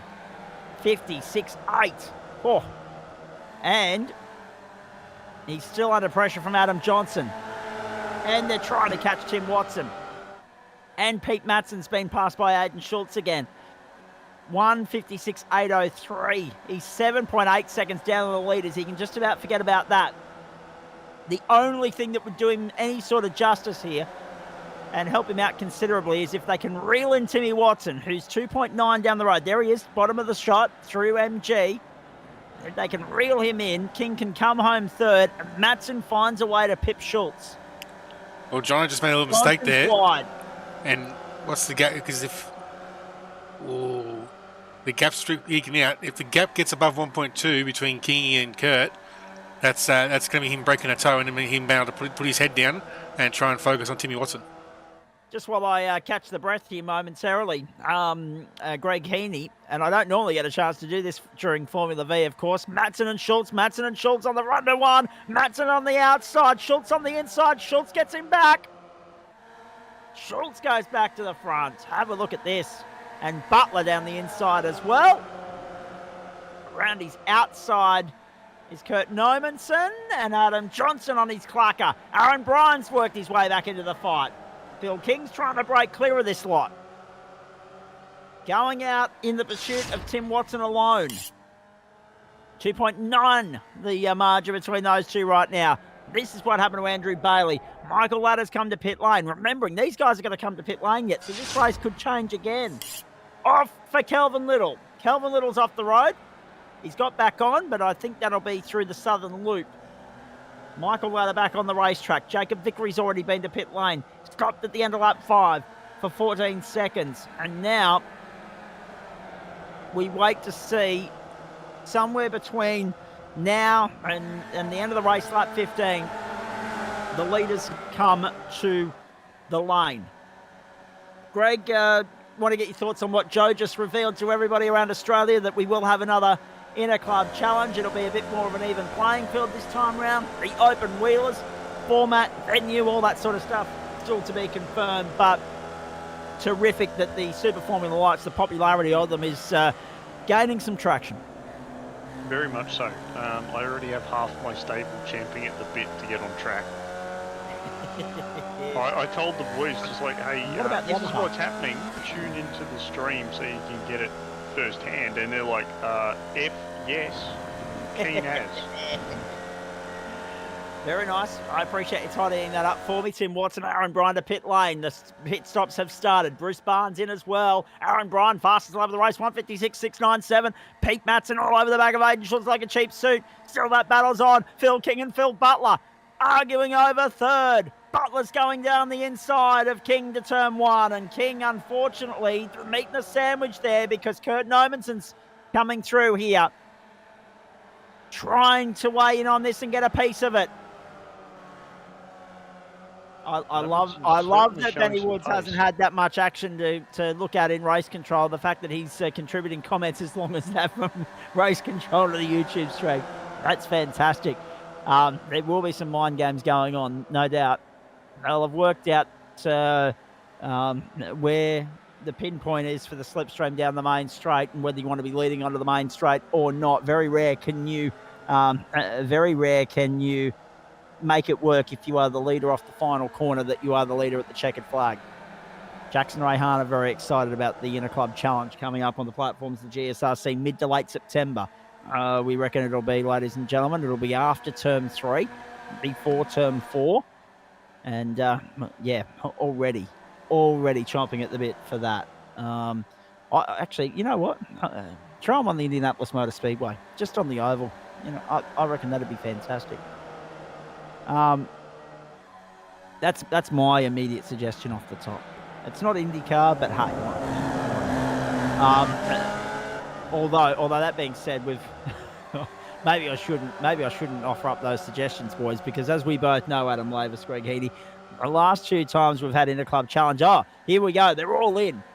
9's the critical lap. They are all in. I'm coming back to the point that I wanted to make. Schultz, Matson, King, Butler, Nomanson, Johnson to pit road. Seaman should follow. Everybody else has been in. This is the fight to the end. No speed limit on these cars. These guys are going to be careful. Oh, good point. And Schultz missed his box in the reverse there. Oh, can you believe So is Kingy. Yep. Oh, dear. It's those little 1%ers, especially on a night like this. Oh, Schultz is short field, though. Schultz 14.4, Matson 13.9, 13.1 for King. And all of a sudden, it feels as though King's actually gained in all of that. He's actually the beneficiary. Tim Watson's lost a bit of time. He's been Watson's out by himself. Lost an enormous chunk of time. Yeah, being by himself has not helped him there. Not at all. Jackson Rayhana having a laugh at that. And here's the other thing as well. The only reason I went down that line and then started to second guess myself about having the boys on an oval to finish out the season. Unfortunately, the last 2 times we've had an interclub challenge and we've run an oval that hasn't particularly worked out terribly well for us with the supercar boys at Talladega. So we've been absolutely towered up on both occasions. So maybe not an oval, but yes, no, it would be very entertaining from a lead change perspective and from a racing perspective, from a neutral perspective. And you only have to look at what happened in the Indy 500 there recently as well. So the positive thing here for Kingy is that pit face has put him in the clean air and both front and back. So he's far enough ahead of Butler. He's broken the toe. So as long as he can put some lap times in faster than Butler, because Butler he can keep that third place locked in. And he actually gained. He's actually halved the deficit to Schultz and Matson. But what he really needs is he needs Matson to pip Schultz at the line. Right? That's what he needs. It is going to be on like Donkey Kong when we get to the Mazda MX-5s very shortly, ladies and gentlemen. Don't worry about that. All of a sudden, the King household have become Orbix supporters. Yes, exactly. All right, so have a look at this squabble. This is for 7th. Have a look at the lead. Matson and Schultz. Matson. Yep, he has the lead at the strike. And he almost hung it out onto the grass on the run down to turn 1. Did Schultzy. Wow. Alpha 7. It's hard to pick them apart with the. It's hard to pick them apart with the unbefore-seen sun in Melbourne. Let me be perfectly honest. The white on the front of those cars, you're waiting to get the side-on shot to tell who's got the yellow and who's got the blue. Very hard to pick them apart. Just with the... Oh, no, trouble! It's all gone to the proverbial at the Southern Loop once more. Adam Johnson's crunched up again. So too Phillip Butler. So too Aaron Bryan. Kurt Nomenson avoided it. Let's have a look at this again. Nomenson on the inside. Bryan, Latta. Oh, car parked in the middle of the road. What was going on there? Kingy's also on his own. Oh, no, Kingy's a Butler. Butler. Oh, no. Nowhere to go. Kurt's done well, though. Nowhere to go. Schultz the leader. Matson second. King is 2.8 away. That was Butler. This is Kurt Nomenson. With the evasive action, just weaving in and out beautifully. Actually, Timmy Watson's done well as well. How do you get through? I don't know. That's about the most luck Watson's had tonight, really, to be honest, because he didn't have much luck in running on his own. It's cost him at the pit lane. He went under, Adam. That's how he went under. He went under. Yeah, as you can do occasionally if the V's get enough air like that. Oh, a couple of canoes racing around the island. Let's go onto the main straight. 4 laps to go. Count them, ladies and gentlemen. 1, 2, 3, 4. And there are the top 3. 2 of them vying for the championship. Matson looking for his second win of the night. Schultz goes to the outside on the run to 1. And look at the time that Kingy's making up on these guys. He won't want to sell himself short on juice, though. But 4 laps and 2.7 seconds. Oh, he might be in the tow. He might actually be in the tow by the final lap if these two keep squabbling like this. What a fight back that would be. Especially on your own, especially without a teammate to help you along and push you. This is Matson. All over the back of Schultz. A championship at stake. Kingy's Matson's got to worry about that. Kingy's literally half a toe away. He needs to, if he can get a gap down to 1.2, he'll be in the tow down the straight. And he's got time to do it, Greg. Oh yeah, I'm watching it. I reckon he'll have him within a lap or 2, I reckon. Well, the downside is he's lost a little bit of yeah. He's gonna be careful here because he's almost out of the tow himself now. He's just hanging on, so he'll creep back up. Yep. Maybe Schultzy's seen King coming and just plucked the extra gear. He's Kelvin Little now, and Jackson Rayhano echoing Adam Lobezy's thoughts there as well. Michael Ladder, Jason Tierman's one battle on the racetrack for 7th. This is the battle for 9th. Jacob Vickery and Kelvin Little. Oh, geez. So we've had a couple of big shunts tonight, but we've still got 3 active battles on the racetrack, and it could be 4. 2.3 leader to second. Matson's got back to within 2.3 leader to third, and Matson's got back to within 0.2 of Aiden Schultz. Down the main straight, they go across the line. Schultz led it at the strike that time by, but the advantage is gone. It's been wiped out. 2.3 back to Phil King. There he is. It seems like a lot, but just one little bobble, one little bog for those 2 men there, and Kingy will be on him. 3 laps to go. The second race of grand final night. It's night number 2 of week number 10 of term number 2 on the platforms of the GSRC for 2024. Race 29 of the campaign for the Lobezy Racing Up-and-Comers Van Ryn Cup, and it is on tenterhooks here. Have a look at Schultz, holding off Pete Matson for the moment. He knows the importance of getting the W here. That Matson would love nothing more than to double up after the success he enjoyed in the Ferarri in the opening stanza tonight a few moments ago. And wide goes Schultz. Matson up the inside. They're taking time away from one another here. They're inviting King back into the fight. It's 1.7. Half a second away from toe. And he's going to have 2 laps to get back into the toe. Matson to the inside, hanging Schultz out to dry. Schultz hanging tough around the outside at Lukey to put himself on the inside for MG. Have a look at the commitment from Schultz. But Matson's got him covered for the moment round the outside at 10 to put himself back on the inside at 11. He's in They're the not top. doing themselves any favours here. Going He's within a second. too wide through MG is not the fastest way to go. It's Oh, the slowest Kingy way to went- go. Kingy went through MG like he was possessed. He went through there so fast. But it was a win it or bin it type of moment for Kingy. He knew that he had to go full commitment through there to latch onto these blokes, and all of a sudden we've got a 3-way fight with 2 laps to go. 3-way fight just as it was in the outset. And King's here to play immediately. Matson wouldn't have seen him coming. King to the inside to second at 1. To the outside of Schultz at 2. Schultz is driving at mid-track to keep him at bay. But all of a sudden he's got 2 targets on his back, not 1. Maddo has played an integral role in this. I asked him earlier, I said, you've got a role to play here as either as one of those guys not in championship contention.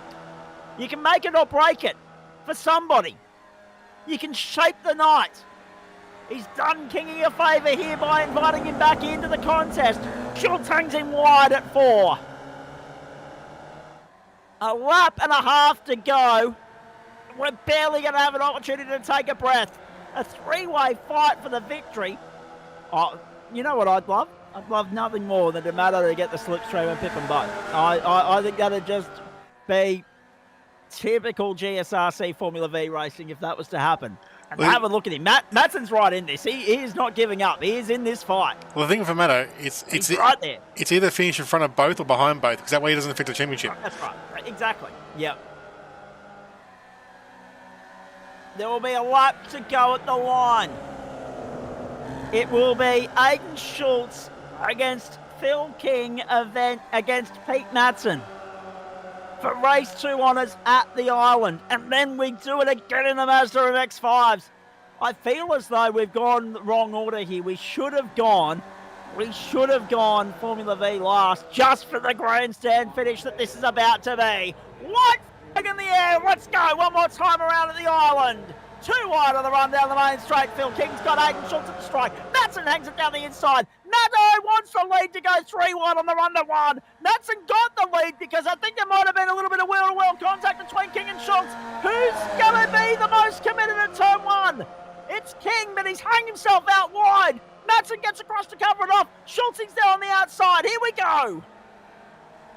I don't know if Matson's going to lead them. No, I wouldn't want to be either. But Madsen's going to lead them through the Southern Loop for the last time. Well, the thing, 15 laps and a three-way fight nearly all the way. This is how we like it. the thing for Moto is being in front's pretty good because they're the two that are going to battle hard. Absolutely. Schultz, he's got the advantage, though, because he's got the inside running. He will go very deep on Madsen to try and go to the lead, and he does so. Madsen's there. King will hang out wide to Siberia. Oh, geez, up and oh, no, that's King out of the fight. He got into the back of Madsen. That unsettled him. King's dash done for the second time tonight. He's out of the toe this time round. Madsen and Schultz will be side by side as they get to Lukey Heights for the final time. Schultz is going to lead them up to Lukey Heights. Schultz, he's driven a beautiful race here. Madsen's put the pressure on all the way. Madsen can go for it here or follow Schultz home. He's got his pick. He can do either or. King will be back in the toe when they get to the main straight, but by that point I think it'll be too late. Have a look at this. Schultz, he's going to drive it down the inside. He opens up the door. Does Madsen take the invitation? No, he went for it. And then Schultz left the door open. Have a look at this. It's not over yet. Round onto the main straight. Madsen's there. Schultz tucks in. Who goes for it at the line? It's Madsen leading and Schultz fully out of the draft. It's Madsen. It's Pistol Pete doubling up. Exactly the way we wanted it for the championship fight. Madsen wins again by the skin of his teeth. Anybody got a photo finish of that? Because I don't think you'd be able to separate them. 0.01 is the margin on iRacing. We will wait for some adjudication because sometimes the live timing and the official results do read two different things, but this is a photo finish of epic proportions, and King got back to within 0.3 of a second. Have a look at that. So I'm going to correct you on that one, Zach. It was 0.007. Oh, wow. And that's what it looks like. Yes, Madsen has his nose in front. 7 thousandths of a second. I mean, I've only got to 2 DP, so 2 decimal places on my live timing screen, but you're obviously looking at the iRacing prop up, and that's exactly what you'll see on your screen. So yeah, 7 thousandths of a second, and Aiden Schultz goes second by the barest of margins, and Phil King goes third, and all of a sudden we have got a grandstand finish, to use a phrase coined by former Beauty and the Geek champion Lockie Mansell far too many times for the sake of it, on our hands here on the platforms, the GSRC, as far as the Lobezy Racing up-and-comers are concerned. Tim Watson's coming in for a chat. Pete Madsen as well. Kurt Nomensen and Aiden Schultz. Hopefully Phil King not too far away. What about that? 7 thousandths of a second. Kingy was just inside 0.3 away. And then a huge gap back to Tim Watson, who, I mean, despite losing out to Kingy on the comeback there in the pit stop sequence, had a very lonely run at the end there to come through and finish fourth, and got lucky with going under the car in front. What else? Kurt Nomensen got a top 5 finish, so that was very good for him. Bruce Barnes, Michael Ladder, Kelvin Little, Jacob Vickery, Jason Tierman. We forgot about all of them because of what the hell was going on at the front. One of the single best Formula V races you will ever see, ladies and gentlemen. And can I just point out as well, and this is with no disrespect intended to our Thursday night cohort whatsoever, I don't think I've ever seen a battle for the lead go on that long, Greg, for 30 minutes, and let alone be that clean. That was extraordinary. No, that was excellent racing from the boys. They're probably all sitting there sweating bullets whilst trying to keep the thing pointed in the right direction. Just fantastic. And Adam Lavis, I won't ask him about it because we know that he's been caught up in far too many incidents at the pointy end of Formula V for the sake of it. Aiden Schultz, I'm going to start with you. Firstly, nice to see you. Secondly, 24 hours ago, you weren't expecting to be on the grid. So just talk us through the headache, the hassle, the torment that has been the last 48 hours, my friend. Yeah, good evening to you, mate. Thank you. Just the PC kept shutting down on me every time I opened it up, and I took it to the PC doctor today, and it had a bit of a freshen up, and I'm back tonight. But a little bit of a minor note to detail, probably clean your fan and stuff so it doesn't overheat your RAM. Probably might be a little thing, but I know nothing about computers. I just turn them on and go. But anyway, I come back tonight and I had to re-download the whole iRacing, but I only just downloaded what I needed tonight, and tried to get back behind the wheel and having a great time. It's good to be back, to be honest. First race, talk me through the Ferrari. That was important that you netted a strong finish there, and then of course one of the other I's that he had to dot and T's that he had to cross, ladies and gentlemen, was getting the Discord invite resent to him as well, which is why we didn't hear from him after race one. So talk me through race one firstly, and then we'll get to race two, mate, because race two we're going to be catching our breath with that one for a while. Yeah, mate, race one didn't qualify the best, 7th, just getting used to everything. Still, like, within 10 minutes left in qualifying, I hadn't done a lap, so I was just trying to get everything set up in the background and good to go, and then did a couple of laps, didn't qualify the best in 7th, but 30-minute race, a lot different to our 10-15-minute sprints that we do with reverse grids and all that type of stuff. So, used it as pretty much a race just to get used to it, and ended up getting a spot on my championship contender, which was good, and went 0x. And in the last race, I was devastated not to go 0x, as you're about to mention that race. Yeah. But the Ferrari race, it was just about moving forward and seeing where we could go, and we did all right. Indeed. Have a look. Just about the entire field's coming for a chat after that one, ladies and gentlemen. We'll get to them as we go here with, what have we got, about 15 minutes or so, Adam Lavis, before the next race gets underway? It's more like 25. Yeah. Copy. All right, scoring's ended on this server, so yes. It's 21-16 now, so we're probably we've got about a 20 to 10 start, 20 to 10, quarter to 10 start at the grand finale, which we'll get to very shortly. Sorry, folks, just trying to map out how long we can spend debriefing that one, because we could be debriefing this one for hours. It was an absolute epic, Schulte. Let's turn our attention to it. You're at the front from the outset. You and Pete up one spot, Phil King down two. The top three remain the top three, just in a different order. That was extraordinary. That was extraordinary, to be honest. One of the cleanest races we've ever seen, one of the closest races we've ever seen. And the general consensus amongst the commentary team and those watching online, Schulte, was that you and Matt were just sussing one another out, because neither one of you really wanted to lead that thing coming onto the main straight. Yeah, 100%. It's even more funny when you're talking to each other in Discord at the same time. So you're trying to outsmart each other, but at the same time going, is he real? Is he going to pit this lap? Or is he doing that? But no, it was good. Once we got a gap there, to be honest, all I'm worrying about this weekend or tonight is Mr. Kingy. I don't know if he's in here at the moment, but Mr. Phil King. He will be after race 3, I'm sure. He's probably just... So at the moment, I reckon the points would be quite close. So... Yeah, going into this one, this is going to be the big one. So we'll see how it goes. And you know how much I've wanted to win this thing. And people say it is up and comers. These guys are great, and they're good steerers. You see them in their own right. You know, all of us, we jump up into whether it's Super 2, Super 3 or Porsche Cup and come up in the top 10 there somewhere. So we're no aliens, but everyone wants to win it, and it's been great to be here for the whole season with the boys. So we'll see how we go. I'm just happy I'm able to finish it after last night, not being able to finish the Super 3s.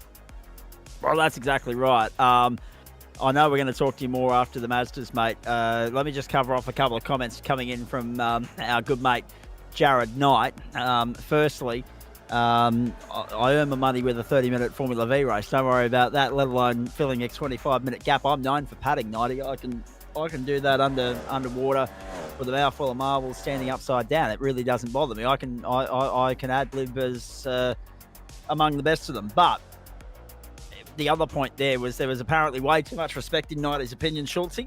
The way in which you blokes were just only going 3 wide, but you weren't going wheel to wheel. You were giving each other space down the main straight there.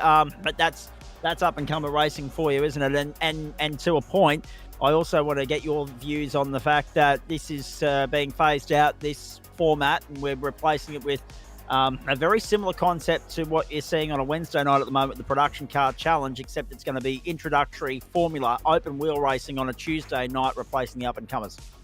Yeah, mate. Exactly. Yeah, exactly. That's fine. It's always open to different things and expanding through the club and trying different things. So that'll be exciting. It'll be good to be a part of that as well. And if we go well in that, it'll be good. If we don't, we don't. But we'll always be there supporting the GSRC, mate. So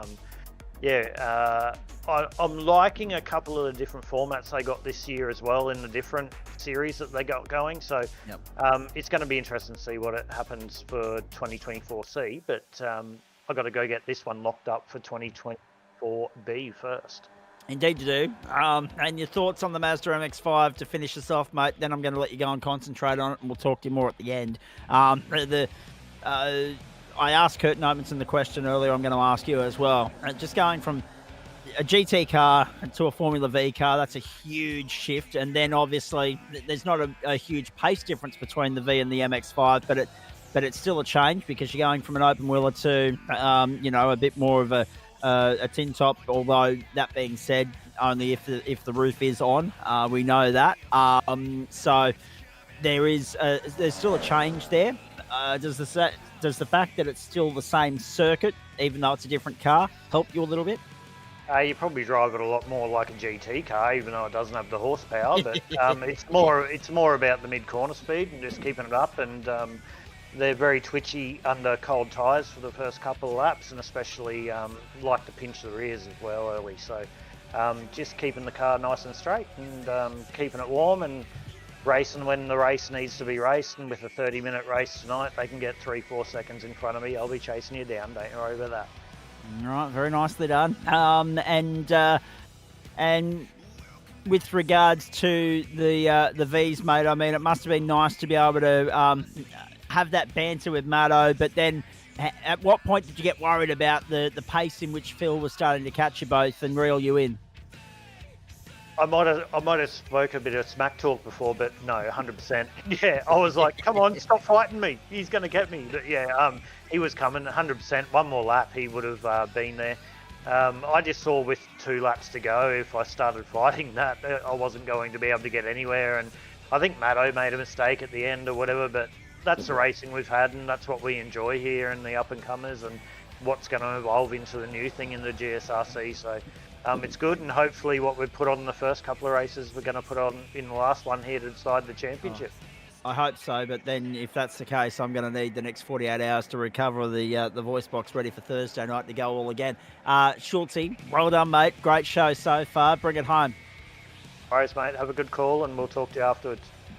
I will do my very best. I feel as though it's a winner-take-all situation when we get to the finale. We cannot wait to see how it all plays out. Let's bring in Tim Watson at this point in time. A fair battle of survival for you in a couple of instances out there, mate. Particularly that incident late in the race going under cars that were spinning and crashing out in front of you. That was very well done. Yeah, I sort of seen it to the left side of me. Phil Butler going around. And Adam was on the inside there, so I thought, I'll keep it wide. I might be able to miss it all, but he started flying towards me, and next thing I know, I got a 4X from Adam hitting the top of my car. To the top. Well, damn lucky not to get taken out, to be honest. Oh, that's it. Good fun. As far as you're concerned, I mean, when we look at the results of that race there, 4th place, were you happy with that? Yeah, that's the best result I've had in Formula V's all season. Normally I'm struggling to keep the car on track, but tonight's just seemed to click. I don't know if it's the track or just driving them throughout the year, just learn how to drive them a bit better, and tonight's just clicked for it. Nothing wrong with saving your best until last, I'll say that much. Now, Adam Lavis is busy crunching the numbers. We'll have a live update championship point standings for you in just a few moments, folks. But Tim, what are your thoughts now, mates? Going from the GT3 then into the Vs, you've had a good run in the Vs. What about finishing it off in the Mazda MX-5? Which of those three cars has been your preferred car this season? This season the Ferrari, I'd say, has been my preferred. Had an unfortunate incident on lap 1 tonight, but the Ferraris have been the best for me this year than the MX-5s. I'm doing some laps now. They're not too bad. They're not the quickest, but just keep it on track and see what happens. That statement is backed up by the fact that in the mini Ferrari challenge of the upcoming season, you got a third place. Very good. There you go. And what are you hoping to achieve in the MX-5s in the finale there, mate? Would you prefer to have a lonely run similar to what you had there in the closing stages of the V, or would you like someone to battle and scrap with? I wouldn't mind scrapping and battling with a few of the guys. We always race clean, race fair, so it's always good fun, especially when you're Discord, having a laugh while you're doing it. Indeed. All right, mate. Hey, nicely done. Had it not been for the fact that you were the lone assassin there for a while in race 2, and obviously got gobbled up by Kingy and Phil Butler there in the sequence of pit stops, it could have been a podium that you're on track for. But hey, 4th is, as you say, your best finish in the Vs in the campaign. So nice to finish with a positive. Go well in the MX-5s, and we'll check in after that. Thanks, mate. Pete Matson, by the bloody skin of your teeth, 0.007 of a second. That'd have to be your smallest winning margin in GSRC history. Absolutely. I'm looking out my right monitor to see where he was. I'm like, I can see him. Shit, come on. Hey, Pete, 2 from 2, mate. Do we dare to dream that you could clean sweep this thing tonight? No, we don't dare to dream. No, we'll hard work. We'll just see what happens. The MX-5s are very different. So, obviously a lot closer racing. So the potential to, for an accident is there. That being said, 2 races tonight. You've been at the forefront for all 15 laps of this one, all 20 laps of the first one.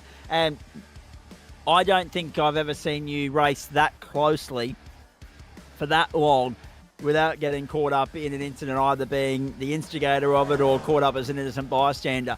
But to race that cleanly with the 2 guys, and we mentioned this at the end of the Ferrari race, mate, the 2 guys that are embroiled in battle for the title, and to do so cleanly, that must have been immensely satisfying. Yeah, it is. Look, I like to think Shane Van Gisbergen's got his Red Bull. I've got the Sprayton's apple cider. So, gives me everything I need. Oh dear, I love it.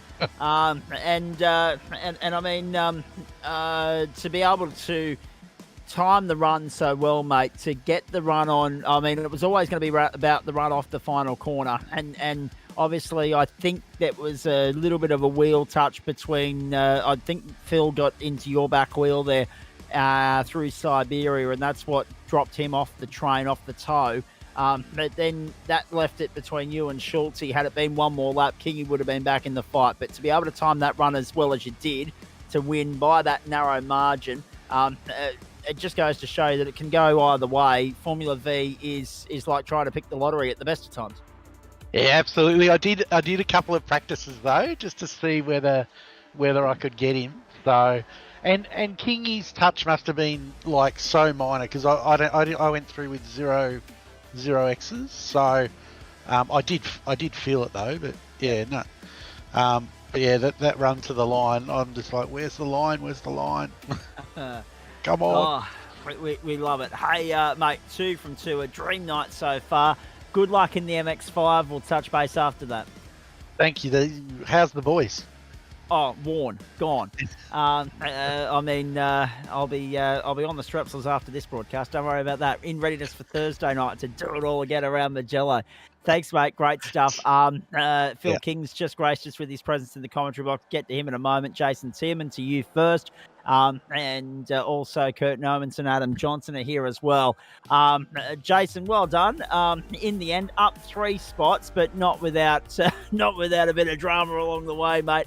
I think you had to avoid 1 or 2 incidents, may have even got caught up in one, but still you brought it home in one piece and you improved on where you started, so you ticked the box. Yeah, thank you. I saw that they've released a new damage model, and the Formula V must have turned into a tank, because after the big one that I found and managed to find myself in lap 4, I was lucky to have no meatball, and it was, you know, bit of good luck, bit of bad luck. Managed to make up a few places on the start, had a good start and got around some of the stuff, but yeah, got caught up in a bit of a bingle on lap 4, and that was sort of, you know, dropped off the pack a little bit. But it was good fun though. Still managed to have a good race with a couple other guys, you know, around, just sort of changing the draft here and there. So yeah, no harm, no foul. Here's that replay. We've been waiting for it. Have a look at this. Yeah, 3 into 4 doesn't go. Have a look at that. More airborne work. There were 2 cars here, namely the 2 right there at the front, that were very lucky not to get caught up in that. That's Jace skidding and sliding onto the grass. Poor old Michael Ladder was sacrificial lamb. And everybody was able to get away from it. But that's the thing, isn't it? I mean, normally 9 times out of 10 you become a canoe in that instance, but you're actually able to drive that one onwards and upwards. Yeah, I was definitely surprised with that, but you know, pretty happy for it as well. You know, I had some issues within the first race where just a bit of wheel trouble, so that was kind of over for me before the race even got started. But yeah, still had a lot of fun in race 2, and really looking forward to race 3. It's going to be, you know, looking forward to seeing how the championship's decided tonight, and hopefully some really good racing in the Mazdas as well. I must say, for those of you that are tuning in, you're used to seeing those big ones in Formula V, but you're used to them being at the pointy end of town and wiping out some of our key contenders. We didn't have that tonight, so we got all the fireworks that we normally do without implicating our championship contenders. So, I mean, from a spectacle standpoint, we've certainly covered all bases. Jason, what are your thoughts on the MX-5, mate? How do you feel about that one? I'm enjoying it. You know, it hasn't been my favourite car this season, but something around Phillip Island where it seems to work pretty well. So yeah, hoping to have a pretty good result in the last race. Car feels good. And yeah, hoping to finish off the season strong. All right, mate, go and do it, and we'll touch base after the race. Thank you. Good luck on the call. Thank you. I think we're going to need it after the Vs. Although that being said, the Vs might have been the real workout of the night, to be perfectly honest with you. Phil King, have you caught your breath yet? Yeah, I'm all good.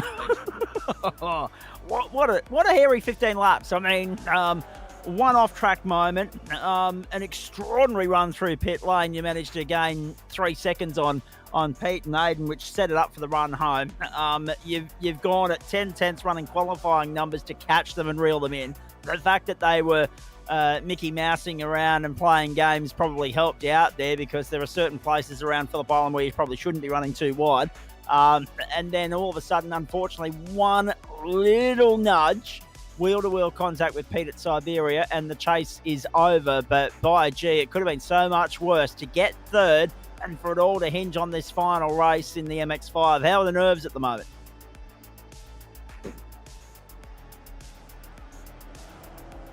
You there, Phil? Lost him. I think we've lost Phil. Oh, sorry, can you hear me? I can now. Right, yeah, there we go. Right, that's better. I was just going to say, it's been such a great season and so much fun, so it's just reflective of how tight the racing's been, and with these guys, it's been brilliant. And of course, we've seen your exploits in the Vs on a Thursday night, mate. So, I mean, to get 2 bites at the cherry, to be able to apply the craft here on a Tuesday night as well, albeit over 30 minutes, you become very well acquainted with this car, haven't you? Yeah, and I guess it's one of the easier cars to learn, so I've done a few laps in the V, which probably helps a bit. Indeed it does. So how do you feel about the Mazda MX-5 on that note? Yeah, it's probably my favourite. It's probably my favourite car, so fingers crossed, no big mistakes, and yeah, I'm sure the guys are going to put up a good race. Hopefully, it should be fun to watch. Well, I was going to say hopefully it's fun to be part of.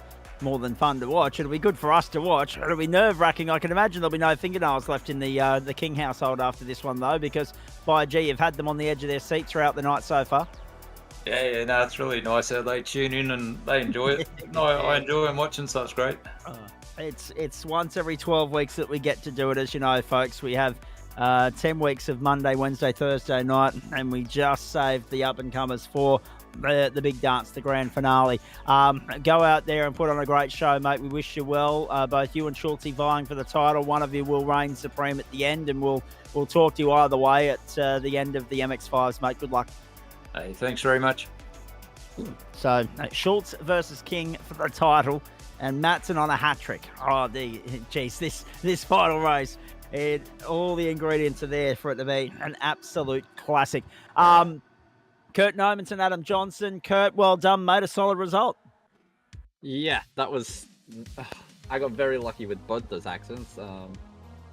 I think I was the one that made it 4 wide down the front straight that killed Jason, but, you know, I had to go somewhere with it, otherwise I was going to drive through some cars. Someone had to go 4 wide, but I don't think you were the protagonist for the contact, so I don't think you can blame yourself there. However, in saying that... Yeah. In saying that, yeah, these guys aren't used to running 4 wide. Normally it'd be 5 wide if we had the Thursday night crew here. And hello to any of them that are tuning in at the moment. But nice for you to actually net a result and buy a little bit of luck, mate, because you haven't had much recently. Not in the V's, no. So it was really nice to even just drive under Adam. That was a moment that I don't think I'll forget for a while. Oh dear. No, nor will anyone else who saw it, and we'll get to Adam in just a tick. But what are your thoughts now in terms of just putting a full stop on tonight? What are you hoping to achieve here in the MX-5 as far as a result is concerned? What's a pass mark? If I could just keep it around even the back end of the top 10, I'll be happy. I haven't done enough laps in the MX-5 around here, so we'll see if I can just keep it there with the guys and have a bit of good racing and hopefully not punt anyone off the track or put it in a fence myself. And what's the I was going to say, just for the benefit of everybody at home, we're just swapping between servers right now. You'll see the Mazda MX-5s in just a tick. With regards to the up-and-comers, ladies and gentlemen, we've just proven tonight, and we've done it twice, we're about to do it a third time. It's about the quality, not the quantity. There's only 14, 15 cars out there, and they're putting on an absolute treat of a show for those of you that have bothered to tune in tonight. So we appreciate that. 4.5 minutes left in quali. We'll let you go and concentrate on that, Kurt. Thanks, mate. Good luck. No worries, thank you.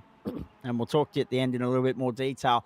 Adam Johnson, also on a hat-trick, but for different reasons, because we've taken straight inside of replays where you've been on the grass twice tonight. Hopefully you avoid the hat-trick and have a clean run in the Mazda MX-5. But as Kurt just said, there were a couple of hairy moments for you in that 30 minutes, and that's unfortunately, some way, sometimes the way the cookie crumbles in Formula V, you can race that tight at the best of times and do it on just about any circuit in the world, but occasionally it goes belly up. Oh, 100%. Like when we're in that crash, like I saw Phil spinning, and I'm like, I'm all good, and then the car changed trajectory or whatever it was, and suddenly I had no room to go, and then next thing I know, I'm up in the air, and at that point, you're a passenger and the car's done. So I saw the replay; it looked great. Yeah, it did. It was spectacular. It looked spectacular live too, let me tell you. In saying all of that, hopefully a little bit of a cleaner run coming up in the Mazda MX-5 for you. But in saying that as well, you had the best of both worlds there in Formula V, didn't you? Because you had a couple of moments where you just had to focus on your own pace, your own tempo, and your own car. But there were also those moments where it was typical Formula V racecraft, mate. You had to worry about 3 or 4 other guys around you. So it was a good test. Oh, it was a bit of everything, which was all you really asked for in a race. Try and get the pace and just head down and go, and then try and go 3 wide up the straight somewhere and make sure you don't hit when you're pretty close to everybody. But yeah, like trying to be clean for this race. We'll cross our fingers, but I have a feeling it's probably not gonna stay that way for long. But I've been driving today. I'm slightly sceptical. It is the Mazda MX-5s after all. We know what they're like. And the field's grown by a couple. We've got Aaron Russell's jumped in. Sam Stride's jumped in. And just having a look down the order, I think Tristan Koch has jumped in as well. So there's a couple that have exited, but the field has still grown in size. We're about 2 minutes away from the end of the qualifying session. Hey, appreciate that, Adam. Good luck in race 3. What are the expectations here, mate? Probably just outside the 5 is probably going to be a good result tonight. But that's going to be reliant on not doing a stuff up. So yes. Probably realistically, if I'm in the 10, I've probably done a good job. So in other words, you're backing yourself in for a stuff up at some point. Oh yeah, I think so. Okay, well, if you're saying it, it's not a commentator's curse if we put the mocker on it. No. Just being realistic, mate. Yeah, I like it. I like the honesty. Go well, mate. We'll check in at the end. Thanks, boys.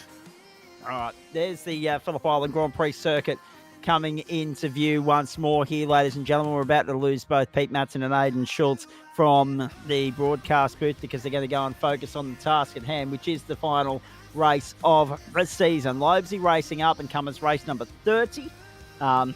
Week 10, night 2, term 2, 2024, season 17 for the platforms of the Gentleman Sim Racing Club. We're live. We're exclusive for free across Facebook, Twitch, and YouTube. We're at the gateway to hypothermia. It is nice and chilly down there at the moment this time of year, and it's nice and chilly just about anywhere around Australia this week. A nice winter polar blast rolling on through towards the back end of June. June 18, 2024, we're at 5:14 in the afternoon.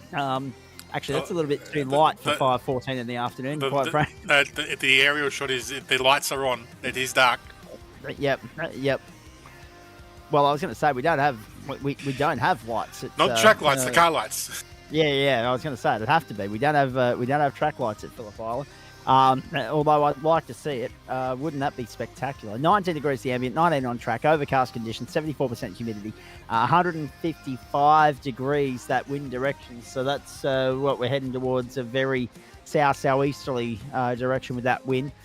5:15 in the afternoon. The clock expires on qualifying. We've had a chance to catch our breath. Well, at least Greg Heaney has, because we haven't heard from Greg for about 15 minutes there. But we've had 2 absolute crackers so far. Greg, we can only hope that it finishes off that way. And have a look at that. Have a look at that. It all hinges on this. Is it winner takes all, Adam? Pretty much. Pretty much. And so whoever comes home first, Schultz or King, for the title. 761 plays 760. And Schultz's 2 to the good tonight. He's picked Phil in both the Formula V and the Ferrari GT3. There is the difference on screen for you. 107 plays 93, and Pete Matson chasing around win here tonight on 127 points. So Pete, he's on track for that, even if he doesn't win this race. Greg, what are your thoughts on all of that and how it might play out here over 30 minutes? Being I'm watching this through the iRacing service, Schultz is going to have his work cut out for him. He's hoping they can turn it into a spectacle like the last 2. But yeah, so full send to everybody and just get out there and get after it. Get out there and get after it is exactly what we're about to do, ladies and gentlemen, and we wouldn't be able to do it, it's fair to say, without the great support of the people that support us right throughout the season, right throughout the year. Lobezy Racing, Trent's been a magnificent supporter of this championship for the last couple of terms. M-Wave Australia, Flash Graphics, Freight Insider, Waste Options, and also, of course, the great people at Orbic. Oh, boy. Are you ready for it? Really? Are you ready for it, ladies and gentlemen? A field of 16 to take off for this season finale. As I said, the end of an era, really, for this format, this championship. It goes through a rebranding sort of phase. a reimagination, reinvigoration, if you like. But next term, it comes back as an open wheel championship in a very similar fold to what you see with the production car championship on a Wednesday night. There'll be 2 different rounds for 5 different cars throughout the course of the season. And we are racing into the dark here at Phillip Island tonight, ladies and gentlemen. This is going to get hairy, not just for them, but for us as well. We are racing into the dark. It's a sunset showdown at the island for the Lobezy Racing Up-and-Comers Van Ryn Cup Grand Finale of all Grand Finales. 5:25 server time, June 18, 2024. 19 degrees the ambient and on-track temperature, and that's being generous. Aaron Russell from pole position, a 146.772. Sam Stride from P2. Phil King, Adam Johnson, the second row. Aaron Bryan, Phil Butler, the third. Jason Tierman, Bruce Barnes, the fourth. Pete Matson, Kurt Nomanson, the fifth. The sixth row is where you're going to find, of course, Jacob Vickery and Kelvin Little. The seventh row, Michael Ladder and Aidan Schultz. The eighth row, Tristan Koch and Tim Watson. All my organs across. That's, wow. Never heard it put like that before. Good on you, Sarah. Strap yourself in, folks. Buckle up. Hold on tight. The curtain about to close for the Van Ryn Cup. This is its curtain call. This is its defining moment. We're about to crown a champion. Winner takes all. Schultz v. King for the title. Schultz from 14th. And King, of course, up there in position number 3. Set to go now. Green and away into the sunset at the island. Watch for Schultz to charge through from 14th on the grid. If he can beat Phillip King, who's in the box seat based on qualifying results, he will be the champion. But at the moment, it's advantage Phil King on the run to turn 1. Sam Stride edged out there on the run to turn 1. Russell leads them to the first corner. Aaron Bryan and Phil Butler have ended up off the road. And there's trouble at the southern loop. Kurt Nomanson caught up in that as well. Bryan using the police livery. But there's nothing to write home about that exit stage right moment that we've seen from him in the opening stages. Down towards Miller for the first time. Yes. Oh, no, more trouble. Car round Aidan Schultz. Aidan Schultz is around at the fourth corner, at Miller corner. That is Aidan Schultz. That is Aidan Schultz. That could be the championship. Oh, it's got Craig Lowndes written all over it. Going back to 2006. It's got those sort of vibes. Can you believe that? The exact same corner. And Schultz is right down at the back of the field in 16th spot. And in comparison to Phil King, who's just gone back to third there, and now second on the inside of Adam Johnson, and Sam Stride's in the thick of it, and so too Bruce Barnes, a four-way fight for second at the moment, and Aaron Russell's 2 seconds to the good. Phil King, in relation to Aidan Schultz, is 16 seconds up the road. A massive advantage here for the 0-3. Oh boy. The tension, the drama. Now, this is where it gets even more interesting for me. The calculations of it. So the pole time was a 146 for Aaron Russell. For calculation purposes, I'm going to wind that back to 145. 145 times 4 is 7 minutes. 7 times 4 is 28. So that's 16 laps. And then you'll probably get a 17th in there, because that will get you up to 29.45, and the pit stop as well. Off goes Aaron Bryan at the southern loop.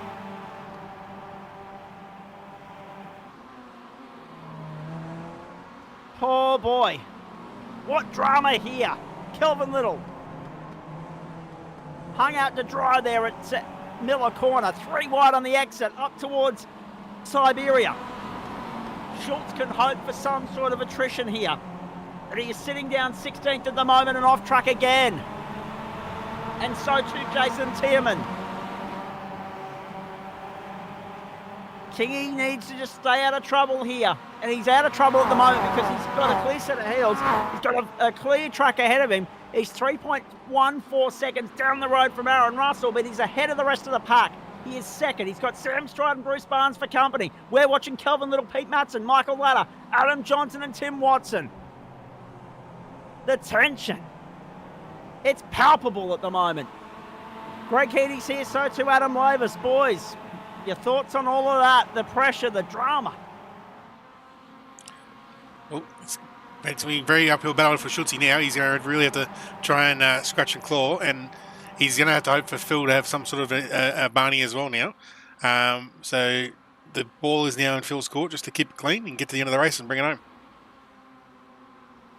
Whose idea was it to have a headlight finale, by the way? Well, I'm assuming is Benny M. Woods is the one who sets the service. Yes. This I reckon it's pretty good. Remember the night Dales had a GT4 race set up here around in the pitch black? It was 8 o'clock at night. Well, the only downside is I've given Jono his number one for the last race. We could barely sit inside of his car. Oh dear! Have a look at that. It shines brightly, but it's about to be passed on. Is that number one for Adam Johnson? They come down towards MG for the third time. Schulte's just not there with that MX-5 at the moment. He's 16th. He's 8 seconds down on Aaron Bryan. He's 27 down on Aaron Russell, the race leader.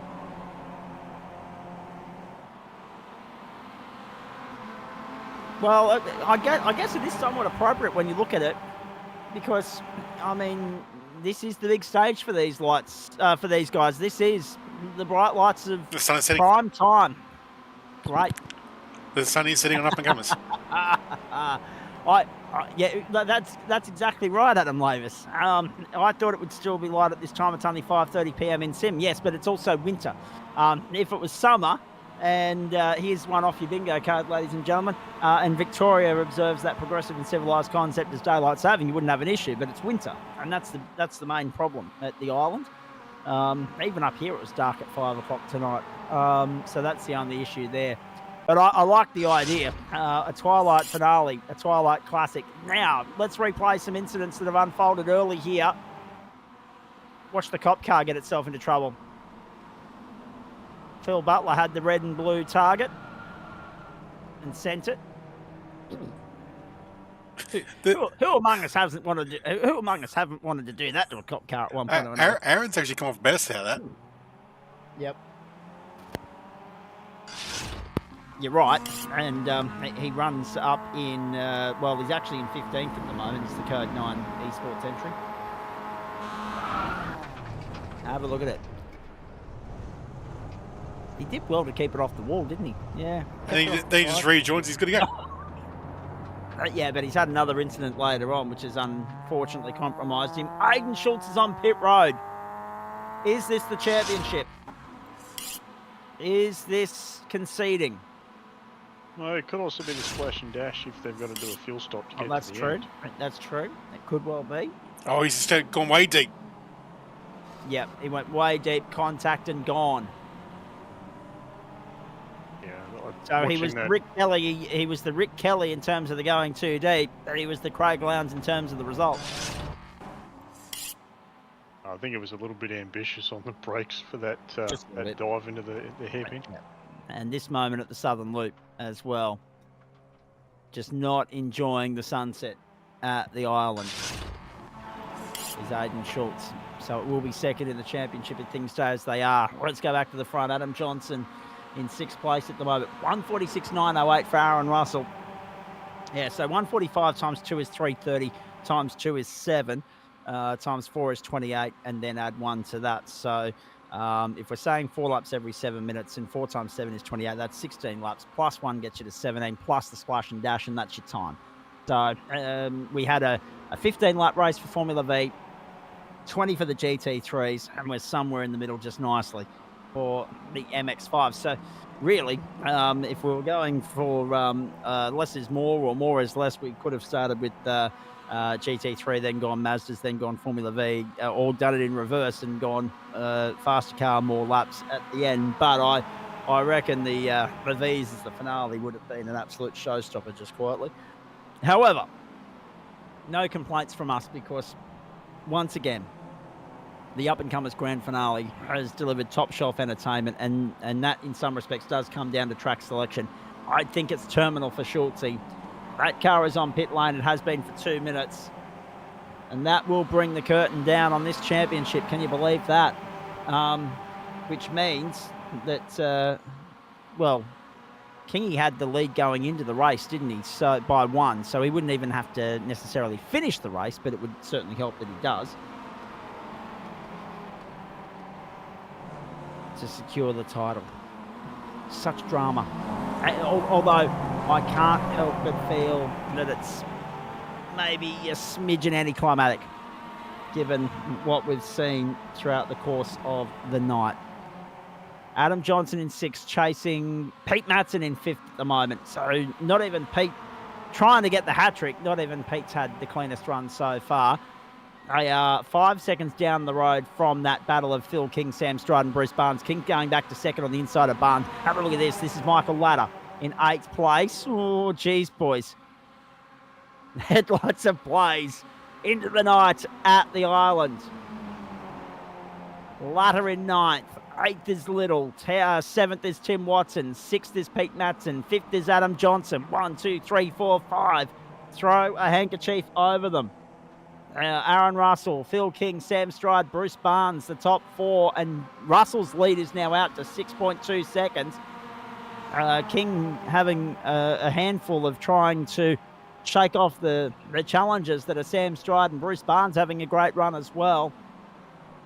But this battle for 5th through 9th, you can barely take your eyes off it. And then 10th is Jason Tierman, 11th is Kosh, 12th is Butler, 13th is Nomanson, 14th is Brian. Jacob Vickery's been gone, come and went from pit lane. Aiden Schultz is still there 4 minutes later. Wow, so disappointing for our former commentary colleague for it to end like that. You know, it's one of those nights, isn't it, Greg? For every good story, there's a sad one. For all the ecstasy and elation, there's agony and despair. Oh, yeah. I mean, I could say that about my night last night. But, Yes. I didn't have the best night. And What a Tim Watson spin at MG. Jeez. They're doing their level best tonight, aren't they? Sam Stride to pit lane. So Sam's the first of the lead gaggle to pull out of the draft. To pull the trigger. 11 minutes in. And he's on pit lane at the end of lap 6. Aaron Russell leads us back to the line. 8 seconds now the margin. Phil King, Bruce Barnes, Adam Johnson. Whoa, have a look at that. Between Michael Ladder and Kelvin Little. And Phil Butler's come back out onto the racetrack with Jason Tierman and Tristan Kosh. Uh-oh. Was that a car on the inside that I saw there at the Southern Loop or not? No, all good. I think there's a flags marshal and stuff like that. It's quite a bit, Correct. bit Yeah, I shadowy was going to dark. say, it's a bit off-putting. The one thing you're going to see in the dark is a few ghosts and a few shadows. Oh dear. He's teaming up the outside in 11th. And Kurt Nomanson is 12th. The one thing I haven't run through at all tonight, because the focus has just purely been on 2 men, King v Schultz, his gains and losses. Bruce Barnes up 5 spots. Kelvin Little and Michael Ladder up 6. Tristan Kosh and Tim Watson up 6. But pit stops are playing out. So that could well change drastically between now and then. Unfortunately, I hate to say it this early in the piece, we've got 18 minutes left on the clock, and that's not the time that we wanted Aiden Schultz to be joining us in the commentary box for a chat, mate. Bad luck. It all went belly up at Miller Corner on lap 1, unfortunately. Let's not narrow it down to one corner. Let's go several. But no. Yeah, minimal practice, but yeah, good luck to Kingy, and it was good tonight. It was good racing, but minimal laps in this car. It was different with the way that the track was evolving and the way it was going and everything. So I didn't adapt to that, didn't have the time, but had a great job doing it anyway. Yeah, you probably weren't expecting a dusk affair either, mate. Throwing out there in the dark with the headlights only. Yeah, well, actually, I only did probably, again, like before the Vs, I think I did 10 minutes of practice or something like that into the qualifying session, like 10 minutes combined practice and qualifying. But yeah, like it was a little bit darker, but I didn't realise it'd get this dark right now, but no, well, Benny Woods is saying the same thing. yeah, it's good though. It's good. Yeah, and I'm glad that the championship come down to 1 point. I'm devastated we couldn't put on a better show for everyone. I think between me and Kingy, we would have had a good one. But at the same time, I've had a lot of issues with my PC and stuff trying to get everything set up. So it's just been a phenomenal effort from you to get here, Schultz. It could have easily been a concession before we got going. Yeah, mate, at the end of the day, these are all amazing drivers and a testament to the club. So I'm looking forward to how this series looks next year, like as we said earlier in the broadcast and in the way that they're changing it up. Looking forward to that because it's going to be very hotly contested. I'm a little bit devastated that I don't get to have a full tilt at one of these ones without missing 2 or 3 rounds and not having to drop one. But looking forward to 2024C to see how it goes. And Kingy, mate, when you do jump in the broadcast, a big congratulations to you, mate. I'll talk to you after the race, but great season all year round, and he well deserves the win. Schultz, stay with me for a moment here. Have a look at Michael Ladder up on the outside, going by Kelvin Little on the run to turn 1. They're chasing after Pete Matson in the battle for 4th, and it's on in earnest. Oh, millimetres in that. There was definitely contact between the 2 cars. Ladder holds on to 5th for now. Oh, my goodness.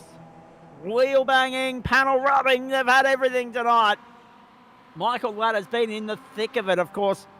The sacrificial lamb in that 4-car pile-up in race 2 of the program. And here's Phil King as the race leader. That is only because Aaron Russell has come to pit lane. But Aaron Russell's hamstrung himself here. Aaron Russell had a 10-second lead and was stationary for 28.88 seconds. So I reckon he's overfueled himself there as Aaron. But he's out chasing after Sam Stride. The margin's 2.4. What works in Russell's favour as Tierman goes bush is that Russell's had the speed on everybody so far tonight, the only one so far in the 46s. So he should be able to find a way to eradicate the deficit that he's had on everybody on pit road. Schultz, obviously, we've already covered off the disappointment of the result here. And as I say, it is an anticlimactic conclusion. It won't feel like that for Phil King or anyone else in his stable. They'll be partying until the start of the new term. But in saying that, mate, from your own personal standpoint, you would have seen last night, potentially at the end of the broadcast, you would have seen it on our socials today, the revealing of the slate, the schedule, the makeup of each weeknight between now and, for term 3 between July 8 and I think it's September 14 it finishes. Just let me cover off that Bruce Barnes and Kelvin Little have come to pit lane now too, folks. So the pit stops continue here at the island, and it is very dark out there right now. With 13 minutes left on the clock.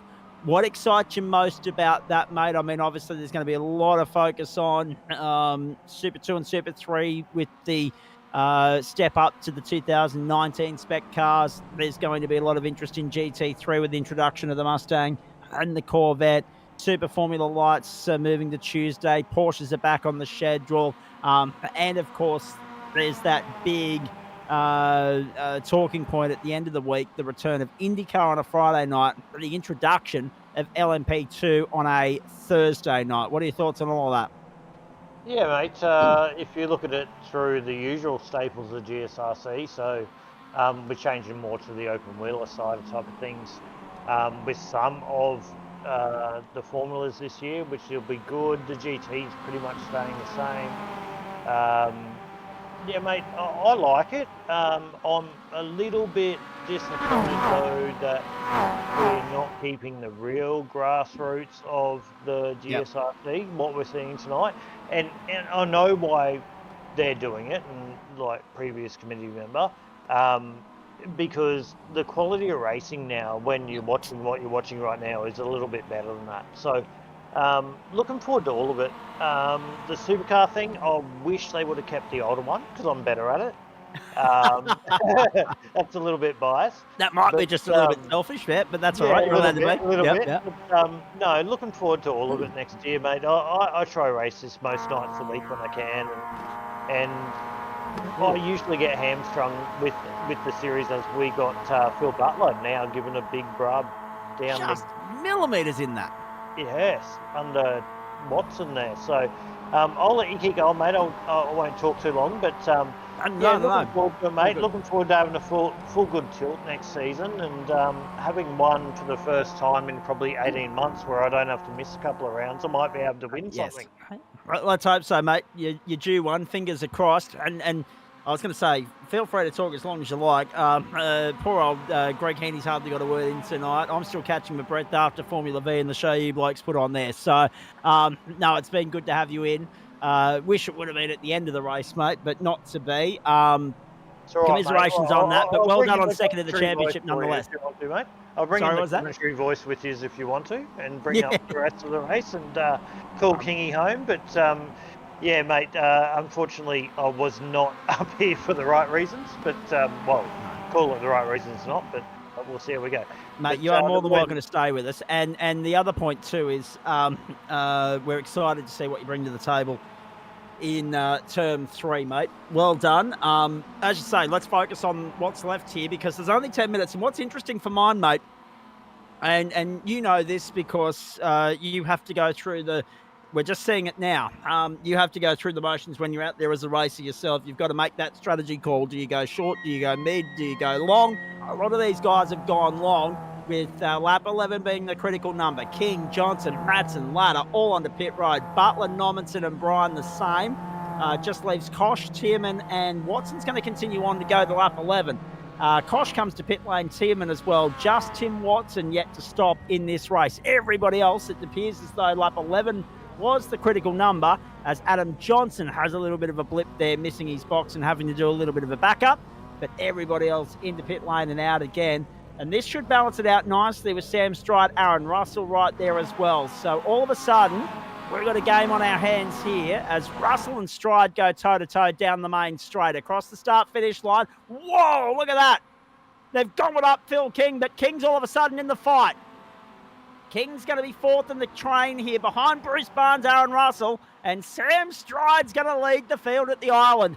Technically, Tim Watson does lead the field, but he will be due a pit stop next time round and will fall out in amongst the thick of all of this. But by gee, boys, we've got a race on our hands here. Three-way fight for the closing few laps for the final MX5 Cup race of the Van Ryn Cup. While I've got both Greg Heaney and Aidan Schultz here, Greg, anything you want to ask Schultze while we've got him? Anything you want to throw his way? No, nothing else that I can really think of at this point in time. It's just commiserations on the on not being able to stick out the race. Aidan, I've had to go on toe-to-toe with you a few times in different series, and you do race pretty hard, so it would have been good to see you take up to Phil in the end. So. No, I appreciate it, mate. It was going to be a good race, but it did. So it's all good. You're only as good as your last race. You go on to the next one. Very much so.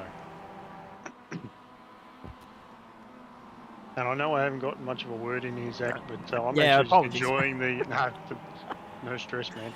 I'm just enjoying watching the racing.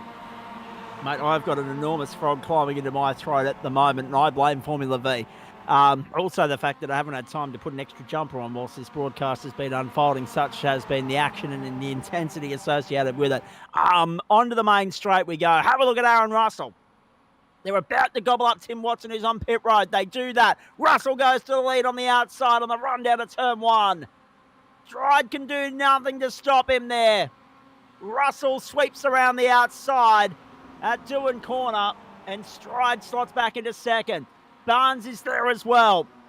If they keep fighting, look who's coming. Look who's there. Champion-elect Phil King, who will have no doubt been told by whoever's in his ear at the moment, or the family cheering at home, that He just needs to bring this thing to the line. The pressure is off relative to his championship combatant who's in the commentary box with us, Aidan Schultz. So it's a matter of going through the formalities now. I don't need to say this here, Zach, but come on, Kingy. Bring it up to him. Bring it home, brother. Come on, my friend. Exactly. Oh, and that just goes to show the great sportsmanship as well. Now, what's interesting here as well, boys, just having a look, such as the long run through the pit lane here at the island, let's have a look at where we are on the clock next time by the line. We're inside 7 minutes to go. We're only at lap 13, so we've actually lost a little bit of time here. Is that going to compromise us at the end of this race? I don't think so. I think they'll all be good on fuel, mate. I think they'll all be good on fuel. Watch Kingy there in fourth, though, because he's slowly gaining on the guys behind them. You watch this with Russell and Stride and Barnes at the front. If they start having a little bit of a how you going, we saw that in the V's, it's going to happen again, and that's going to allow Kingy to come right up behind. You can see that right now as they come onto the main straight now to take lap 14, mate. So here we go. We're going to see it. Kingy's got the championship. Can he finish it off with a high? Hope he can. 5:48 on the clock. 5:15 is 3 laps. So that gives an indicator that we will get back in time to get lap 17. But there'll be about a minute of overtime here, folks. Minute of overtime coming our way. And Phil King just punched out the fastest lap of the race as well. 1:46.535. As Schultz said, and we've been noticing it all night, he did it in the V's. He's doing it in the MX-5s as well. He is coming home with a wet sail, which is very appropriate because if you look to the right, actually, no, you can't see it because it's sunset. You would have been able to see the ocean. Oh, dear. Tim Watson's off the road. And Aaron Russell was a little bit wide there going out of 4. Sam Stride throwing it up the outside on the run up to Siberia. But Russell gets across to cover that off. You're watching those guys out the windscreen of Phil King at the moment. We're riding on board with him. You've got Bruce Barnes there in third, under tremendous pressure from Kingy. And Schultz, you know your racecraft around here better than anybody, and Greg as well. If you're Phil King, right now, are you thinking, let's go out, get the W, put the icing on the cake here? And if that's the case, how quickly do you need to make light work of Bruce Barnes, and where do you do it? I think at the moment, Kingy's just he knows I'm out of it at the moment, so he just needs to finish in fourth, and he's got it sorted. But I tell you what, that's not going to help it. But yeah, I think he just needs to cruise down and just finish the race at the moment. If he's got the pace to beat the guys in front, have a trundle. But outside of that, just finish the race, and he's got the championship sewn up, and I can't wait to have a chat with him afterwards. But at the moment, there's nothing to risk for him to try and make a position 2 right now. He just needs to cruise around and come home and take home the silverware. Sounds like Zach's already got the silverware ready for him. Greg, your thoughts? Yeah, I reckon probably echoing Aiden there. However, if I was in that position, I'd be looking for a gap to try and move up a little bit further. Probably not erring as much on the play it safe side, but look, I honestly haven't been in this position yet within the GSRC, so I'm not entirely sure how I would react. But I mean, if you know you're, in this case, Aiden, you're being the main competitor for the championship is potentially out of the race, which I would assume that Phil would be well aware of at this point in time. Yeah, playing it safe is the best option, to be honest. There's the live championship ladder on the right-hand side of your screen too, ladies and gentlemen. That's the great work of Adam Lavis on the fly here. Side by side on the run through Stoner Corner, on the run down to Miller Corner. Oh, and Aaron Bryan just leaving enough room there for Michael Ladder to have a look, and also Jacob Vickery as well.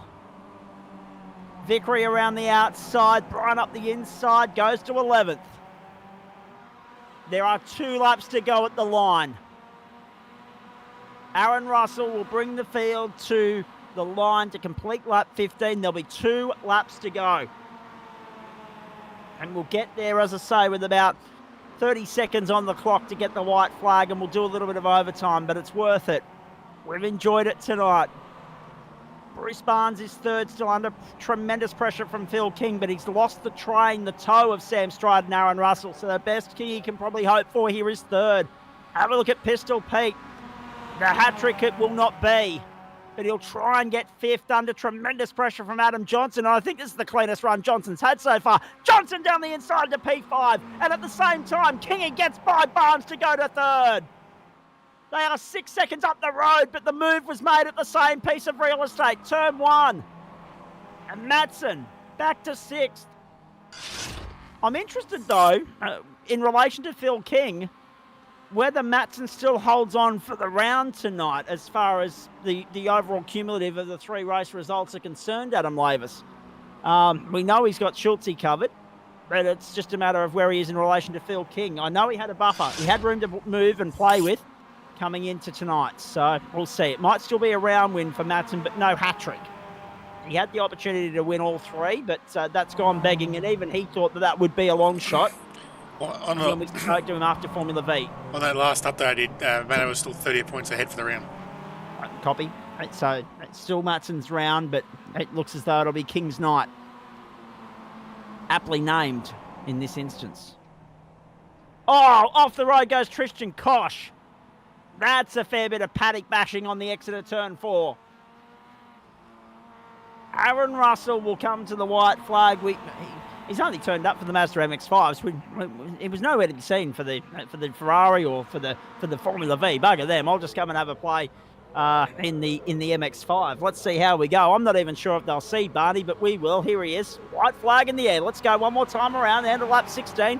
Start of the 17th and final one. Final lap of the Lobezy Racing up-and-comers Van Ryn Cup, and Aaron Russell defending on the inside. Stride with a big send around the outside. He won't get there. It won't be enough. He can't get it done just yet.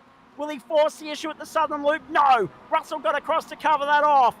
A fight for the ages here. And it all comes back to the fact that Russell was on pit lane for 11 seconds longer than anyone else. That's the difference here. And that's what's given Sam Stride a chance, a sniff, a potential victory. He goes to the outside at 4. Russell defends to Miller. On the exit, he covers Stride off. And that was very cleverly done. Good racecraft from Russell to keep Stride at bay. Denied him a chance to do the up and under on the run up to Siberia. They go through there. You're riding with Sam Stride looking out to Aaron Russell. Stride kisses the gravel on the exit of Siberia. We're now through the hay shed. They're still battling 2 by 2. King's still got his work cut out for him with Bruce Barnes. Pete Matson's got back to 5th on Adam Johnson. Battles raging aplenty on the final lap. Up through Lukey Heights we go. Stride, can he send it down the inside to MG? He's going to have a look. He's going to have a big look down the inside at MG. Corner on Aaron Russell. He won't get it done. Stride trying to send it around the outside. No, Russell covers him off through turn 11. And now it's just about the run down the main straight. I'm not sure if the slipstream effect in these cars is as effective as what it is in Formula V, for instance. But Stride's going to send it around the outside and have a big lunge on Russell. Down the main straight. Checkered flag in the air. And Russell gets the job done at Phillip Island. Phil King's the champion in Lobezy Racing up-and-comers. He wins the Van Ryn Cup with 3rd in the season finale. Photo finish coming up here. Pete Matson, Adam Johnson. Matson by 300ths of a second. His 2nd photo finish of the night.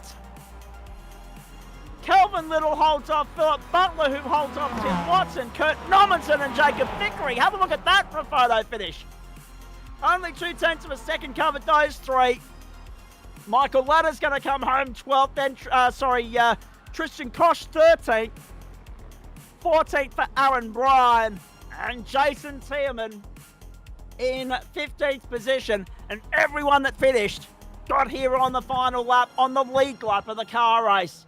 And we got through the night caution-free, not without incident, not without drama, but we certainly avoided controversy. Whew. Wow. That was a final lap that had a lot more intensity attached to it than I was actually anticipating, gentlemen. What about that? What a way to finish the season. That was good. You can take a breath now, Zach. Exactly. Good night of racing from everybody tonight. Oh, dear. I love the, I must say, I mean, Schultze and I have had a working relationship here in sim racing circles for quite a while, and we've known each other for some years, mate. But one thing I will say, and it's a testament to, I guess, the way in which the club presents itself and prides itself. Yes, there's rivalries. Yes, there's championships. Yes, there's bragging rights on the line. But just to give you an indication at home, ladies and gentlemen, of the sort of camaraderie we've got going on here and the gentlemanly nature by which we pride ourselves on. We call it the Gentleman Sim Racing Club for a reason.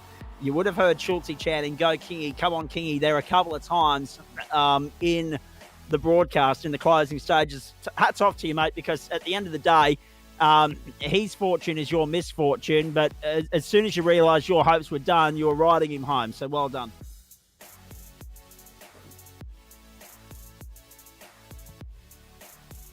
Have we still got Schultzy there? I'm not sure. Yeah, I'm here, mate. Very nicely done. Yeah, I'm still here. Excellent. Good stuff. But yeah, like it's I don't know if you heard me before, but yeah, like this club's got me through a few hard times as well and stuff like that, and it's good to see people do well, and that's what it's about. I'm gutted tonight personally because my computer stuffed up 2 days ago, and you know, we put a lot of effort into this. As much as we say it's just like sim racing or whatever, we do put some effort into it. Yeah. And there's people staying up, like Kingy's staying up at stupid o'clock at night over in New Zealand to race and stuff like that. And we create good friendships with people. So, yeah, gutted that it ended that way. But you know what? There's plenty more times we can go do it again. So that's the pleasure about sim racing, and we do it again. Indeed. We'll saddle up and go around again starting Tuesday, July 9. We're excited about that. Schultzy, hang around if you want, mate, because we've got everybody here now to debrief, reflect, and I guess put a full stop on it at the end of the campaign. There's always... there's two types of emotions on a night like this, ladies and gentlemen. There's relief, because you know, we're at the end of the season. There's obviously the ecstasy and the agony for the winners and losers, but then there's also that feeling of Brian Vanderwacker sums it up best: post-race meeting depression, post-season depression. We're all sitting here gutted because we're like, well, hang on, we've got 2 weeks off. What the hell do we do with ourselves?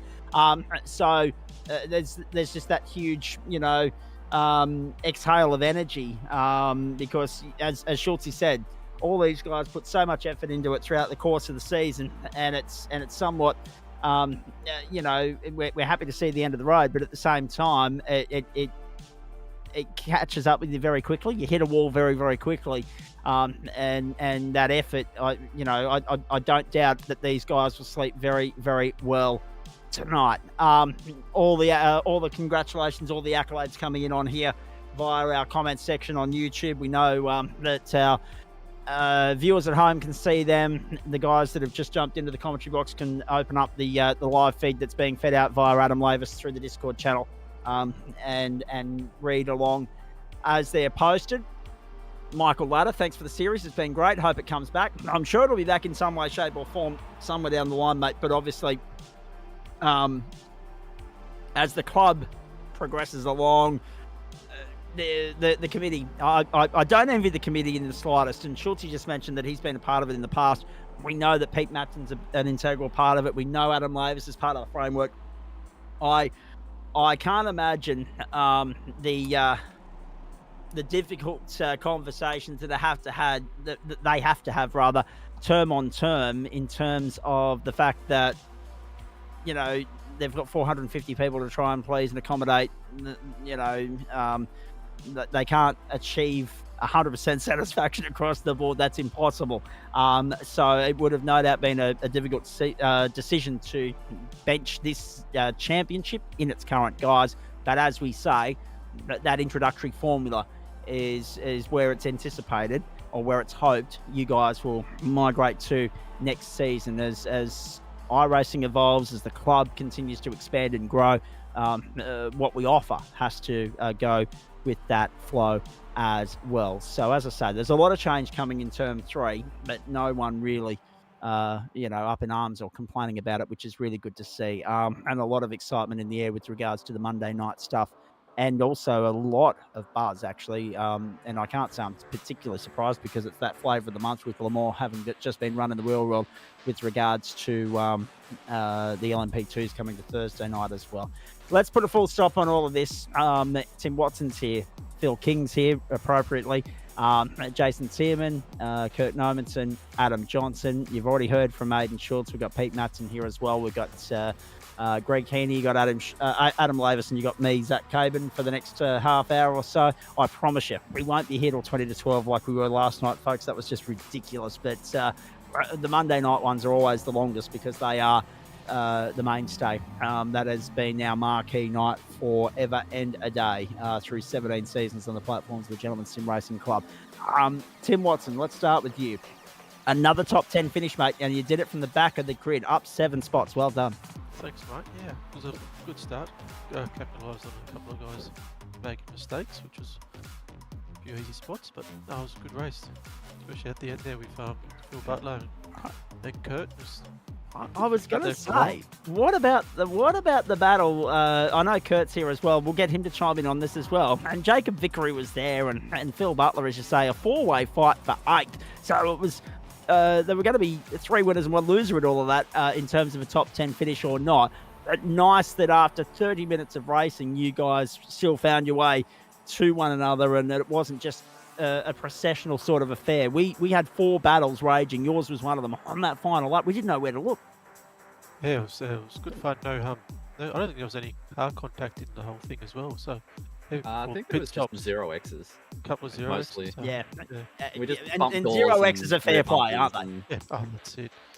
Maybe before the pit stops, it was starting to build that battle was starting to happen. And pit stops Sort of happened. just stuck together. We just came out together again and kept it going. It was a lot of fun. The precious stakes here for you guys, because I mean, as Benny Woods elaborated, there is a fuel number set for you guys, but the onus is on you to do your own calculations, to do your own mathematics, to work out what you're going to do in terms of how much fuel you take. It looks as though Aaron Russell took a bit too much. It didn't cost him in the end. He still got the W, but everybody else seemed to know their markers and hit their straps, and that is exactly why you guys were able to find your way back to one another. Yeah, I think the MX-5s are sort of a bit easy for fuel. It's sort of, I think it's 3.8, then it goes up to 7.8 litres. So you got to pick in between the two. And with the fuel calculator I had on, it said I needed 4.2 litres. So to me, you just go to 7.8, put that a bit too much in and keep going. And hopefully someone either puts less fuel in and they run out of fuel, or you do the same thing and you go continue with the hard racing. Indeed. Our gallant race control adjudicator, our clerk of course, as we could call him, Benny Woods, has had to shoot through, but he's passed on his regards to both Kingy Schultze and Adam Johnson as well, and Adam Lavis and everybody else that's involved in this series. I mean, we'll have a look at the final championship standings and break it all down for you in just a few moments. Adam Lavis is crunching those numbers as we go here. Tim, what's next for you, mate? Because obviously, as we say goodbye to the up-and-comers, you guys are now going to look have the opportunity to explore your options and look where and what you might like to race next term. I've just gone through some of the options there. We'll bring them up on screen in just a moment again for everybody at home to have a look at what the offerings are for next term. But what have you looked at and what's caught your fancy, caught your eye for next term? Before I started doing this, I was doing a fair bit of the GT3 racing series, so I might do a bit more of that. Give Tuesday nights a go as well. And just whatever nights I can get on, I'll jump on and jump in whatever. Have a bit of fun. Must be exciting as well. I mean, with GT3, 2 new toys in the shed. I mean, it's worth the iRacing dollar investment to have the new toys, and that just brings with it a new air of excitement and anticipation, doesn't it?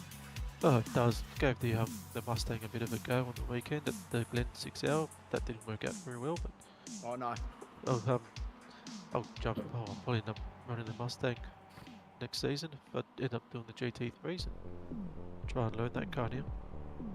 Adam Lavis has just scrolled the offerings for the weeks ahead for the Term 3 schedule right through there for you, ladies and gentlemen. So looking forward to getting everybody's views on that in just a moment. But Tim, aside from GT3, what else, mate? I'll probably give Tuesday nights a go. The new introductory formula? Yep. Yeah, I'll give that a go in a few nights. Can we just bring the Tuesday night slide up, Adam Lavis, one more time, just to remind everybody what... So the up-and-comers is being phased out, as we know, and that's what's replacing it. So the format remains the same in terms of 3 sprint races. What increases not is... exactly. It's going to be using the Formula V 3-race sprint format, not the up-and-comers one. Okay, so I mean there'll still be 3 races, but as you say, the I guess the timings and the rules with regards to invert grids, etc., and so forth will follow what we've had with Formula V for this season. It's an introductory formula, so the main thing is that you've still got a 3-race offering. The main point of difference is that it's all open wheelers and it's 5 different open wheelers, whereas you guys for the last few terms have had 3 different cars on rotation, and it's been a variety of tin tops and open wheelers as well. You look at that list there, Tim. I mean, I'm screaming Formula V, Formula V, Formula V, but there are no slouches in amongst all those cars there. All of those cars on their night can throw up some great racing. Oh, they can. I'll probably go more towards the Formula 4. I enjoy that bit more downforce, a bit more aero grip type of thing. Just to clarify, so they're just to stop any confusion. It runs the same as the production car, so there's 10 races in the season. 2 of them will be Formula V, 2 of them will be Skip Barber, 2 will be Formula Ford, 2 will be Renault. So each week will be 1 car, but each car will have 2 rounds for the season. So essentially what you will do is you'll nominate which car goes first, second, third, fourth, fifth. So that'll be 1 and 6, 2 and 7, 3 and 8, 4 and 9, 5 and 10. Is that what we're thinking? Not necessarily. Like I think Chapo didn't keep a structured order for the production cars this season. Okay. But it's up to who is running it. I think Benny's put his hand up to run this, so it depends on what Benny wants to do. Because I think Chapo was trying to do official races where he could with the production cars, so obviously that meant the order got chopped around a little bit to get the better tracks. But it all depends on which way Benny wants to go with when he actually sits down and puts his calendar together. All right, very nicely done. So that looks like a very good offering next term. Timmy seems excited about the Formula 4. Of course, that's only been added in the last 12 months or so on the iRacing platforms, so that's been very well received thus far. Tim, how do you spend the next couple of weeks, mate? I mean, we've got some time off. We get a chance to take stock, to relax, to regroup, to, I guess, plan for the next term. How do you do it? I'll probably just jump on, do a couple of officials races and see what kind of mayhem happens in those races. We'll probably jump on with some mates on the weekends and fuck around. Just for the benefit of everyone tuning in at home, you get every night we do this in grand final week, we ask these guys what they're going to do. No one ever says, we're going to hang the helmet up for a couple of weeks. We're going to walk away and we're going to have a break. It's a 12-month sport for these guys and a very addictive drug once you get hold of it. Trust me. Hey, Tim, well done on your performance tonight, mate. Some solid runs in there, some solid results. Nice way to finish it off. Enjoyed the off-season. No worries. Thanks, Zach. And congrats to the top 3 for the championship. Not too good for me this year. And we'll have a look at that top 3 for everybody at home in just a few moments, mate. Appreciate it. Thank you. I've got to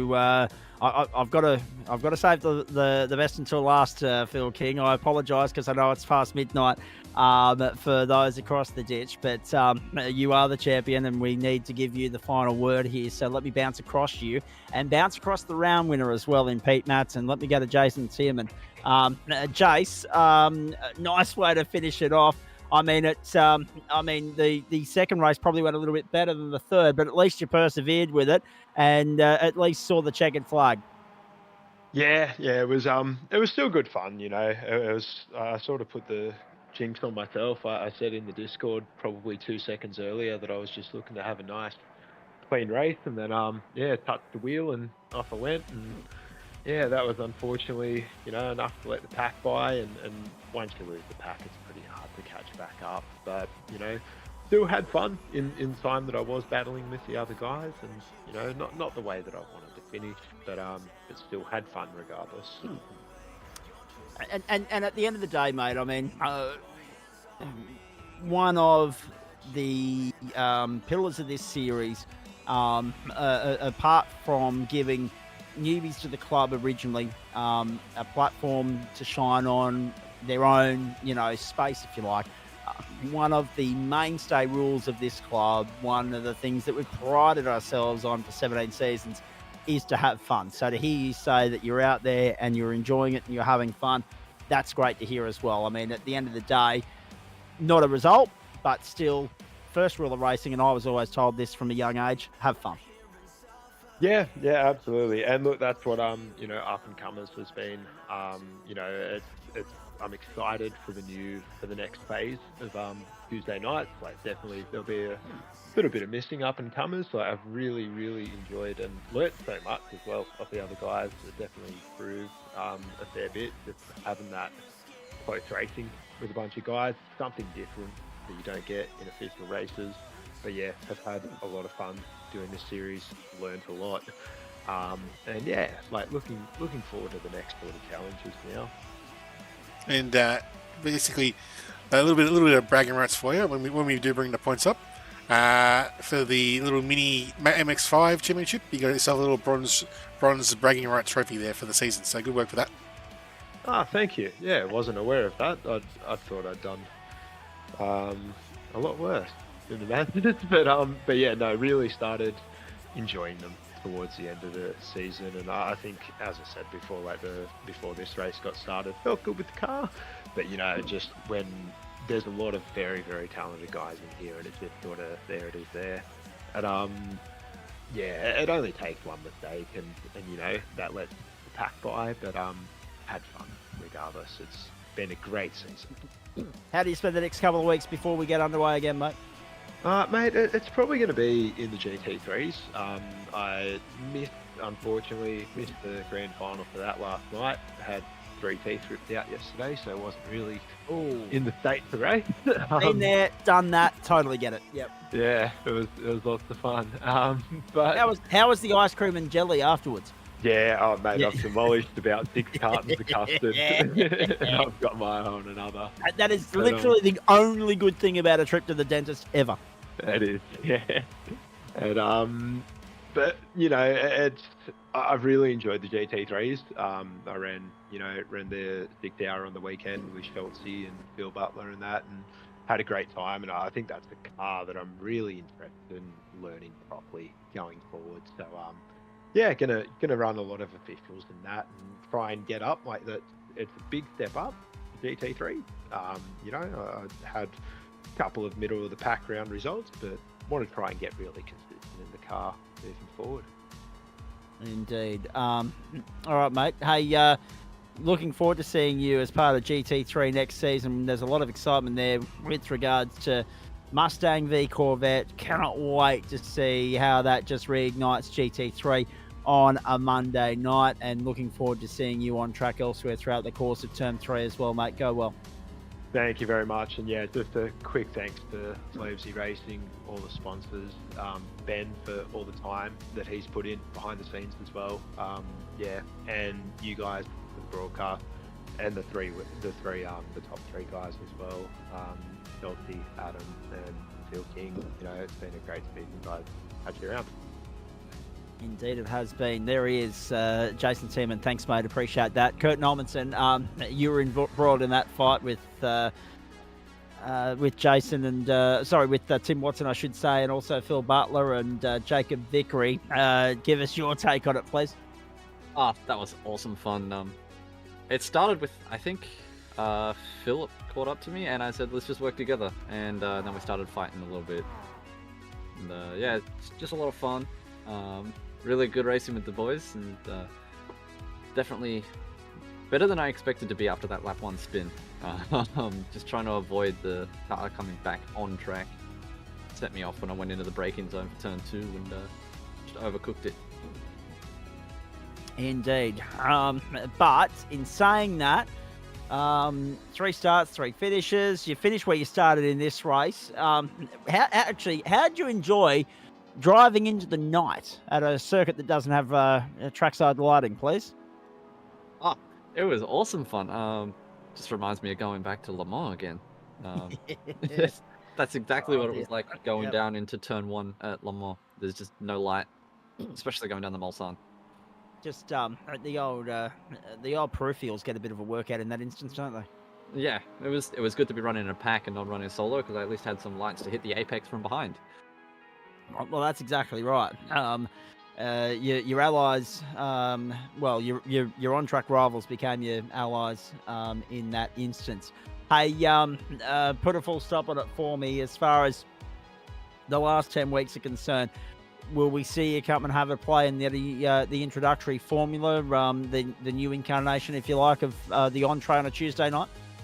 More than likely, because I'll have my new stuff by then, so I'll be using that to just get more laps in at that point, and try and get more comfortable in the new setup once I get it.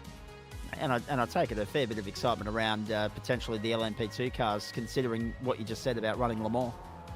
Yeah. Well, I mean, I ran LMP2 at Le Mans, so more than likely going to run the LMP2 series, and have a bit of fun with it. It's such a great car, and I really, really enjoy it. Going to be interesting to see the calendar make up for that series as well, because not every track is suited to those cars. Sure. So I reckon Le Mans will get a Guernsey somewhere along the line, maybe even the Nordschleife, who knows.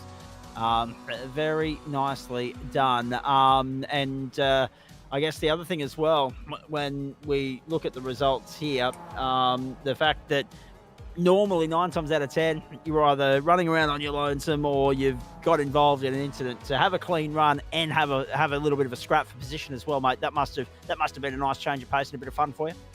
Yeah, especially in both the Vs and the MX-5s, really close races, and having a lot of fun battling with the boys tonight. Yeah, definitely a lot of fun. Indeed. All right, mate, I'm not sure if there's anything else left that we need to cover off, because really, we've spoken to you at the end of every race. We spoke to you last night as well. In fact, we got to speak to you a little bit more last night because you're in here in a similar way to what Schultze was during that race just now. But well done on the season that was. I know we'll be catching up with you on Thursday night, and we look forward to that as well. Not too easy. I'll see you guys later. There he is, Kurt Normanson. Very nicely done. Adam Johnson, before we get to Pete Matson and Phil King. And I need to say big thanks to Greg Heaney. Poor bastard didn't get a word in tonight because that's what happens when Formula V's on the platforms of the GSRC. But it was great to have his insights in here and him joining us just for the hell of watching some motorsport, as he put it at the top of the show. And he saw himself out just as this post-race show got underway. I'm sure we'll be catching up with Greg again as grand final week continues. Remember, Daniel Correa and Liam Banks taking over tomorrow night. Banksy out at the end of tomorrow night. Yours truly back in with Daniel Correa on Thursday night. And then I see what you're trying to do there, Adam, but fair dinkum, you're up against it with the light. There it is. Freeze that there. That's beautiful. Have a look at that. We'll get to the outgoing number one in just a moment. Joe Baldwin and Nick Fodiatis with you here Friday night to bring the curtain down on the season.